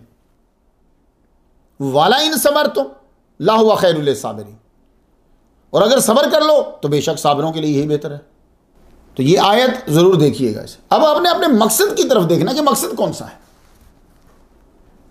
उसके लिहाज से फिर अगर ये उस आला मकसद की राह में रुकावट है तो छोड़ दो, ये बंदे जो बोल रहे हैं ये कर रहे हैं, फिर आगे निकलते जाओ। सब्र बहुत बड़ी नेमत है, सब्र का सिला सिर्फ जन्नत। अभी उमामा फरमाते हैं, इब्ने माजा में है, मफहूम हुजूर सल्लल्लाहु अलैहि वसल्लम ने बतलाया कि अल्लाह फरमाता है, आदम के बेटे अगर तुम मुसीबत के लायक होने पर सब्र करो और मुझसे सवाब तलब करो, मैं तुम्हारे लिए जन्नत में दाखिले से कम किसी जजा को पसंद ही नहीं करूंगा। अल्लाहु अकबर जल्ला शानो। ये क्या है? यानी तुम्हें अल्लाह की तरफ से कोई इम्तिहान आ रहा है, बीमारी आ गई है, कोई दुख आया है, कोई चीज़ ऐसी है जो तुम्हें तकलीफ दे रही है, तो उसी को लेके बैठ के अपना दिमाग, अपनी किडनी, अपने गुर्दे, अपना लंग्स और अपना हार्ट ख़राब मत करो।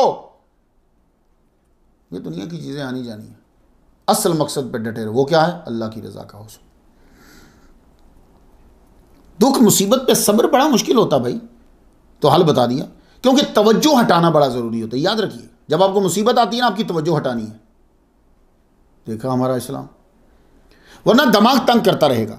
तो सब्र के साथ अमाले सालिहा का तज़किरा कर दिया। सूरह हूद की आयत नंबर 11 से ज़रा सुनिए। इल्लल्लज़ीना साबरू व अमिलुस सालिहाती उलाइका लहुम मग़फ़िरतुन व अज्रुन कबीर, मगर वो लोग जिन्होंने सब्र किया और नेक कामों में लगे रहे।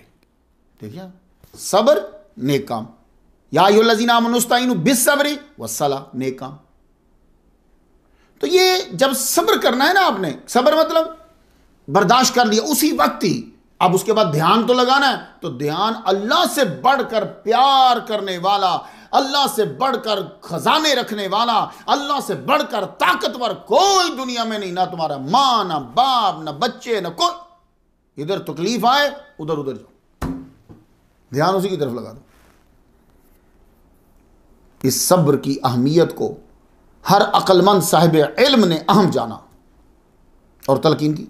शाही डॉक्टर का बेटा, अलेक्जेंडर का उस्ताद, यूनानी फिलोसोफर एरिस्टोटल, उसका एक जुमला है, patience was bitter but the fruit it bore was sweet. Live Nikolayevich Tolstoy, जिसको टॉल्स्टॉय कहते हैं, रशियन राइटर है ये। तो इसके बोल का तर्जुमा जरा सुनिए, क्या कहता है कि it was one of the two most powerful warriors with the other being time. लाओ त्सु, चीनी फिलोसोफर है, इसकी बात का तर्जुमा जरा सुनिए। It was the one of the 3 greatest treasures to have, along with compassion and simplicity. Titus Maicus Plotis, ये टॉलियन फिलोसोफर है। इसका जरा जुमले का तर्जुमा सुन लीजिए। Patience is the best remedy for every trouble. हजरत अय्यूब अलैहिस्सलाम ने गम, दुख, तकलीफ को बर्दाश्त किया, हरफ शिकायत तक मुंह पे न लाए। अल्लाह ने आपको जो दे रखा था उससे ज्यादा अता फरमा दिया। शिफा पाने के बाद 62 साल आप जिए जी। शिफा पाने के बाद ये वक्त आपने मुख्तलिफ इलाकों में तबलीग करते हुए गुजारा, ज्यादातर वक्त आपका अर्दे रूम में गुजरा।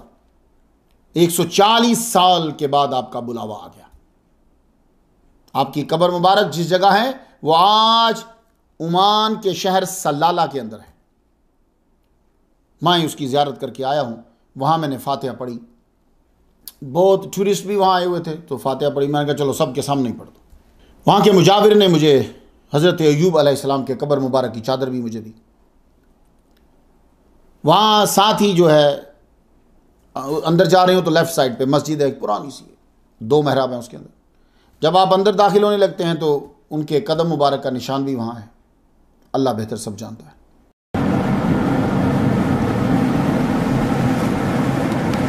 आगे हो ना बस मैं हो जाना।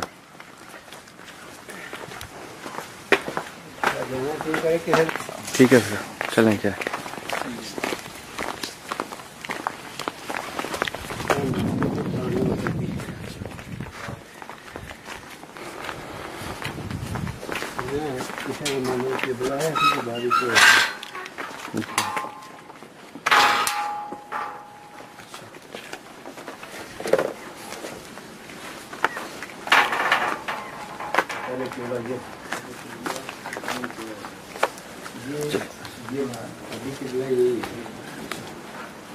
तो यानी हज़रत अय्यूब अलैहिस्सलाम का क़िबला ये बैतुल मुक़द्दस जेरूसलम की तरफ,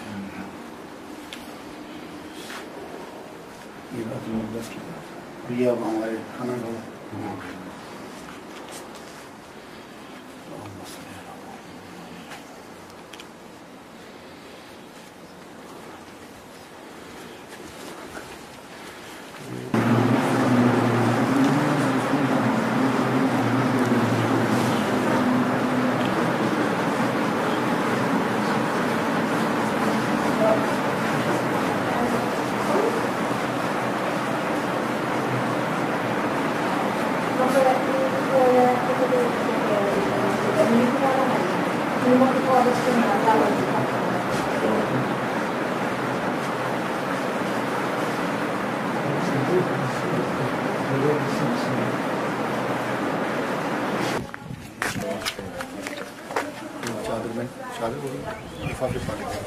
जी।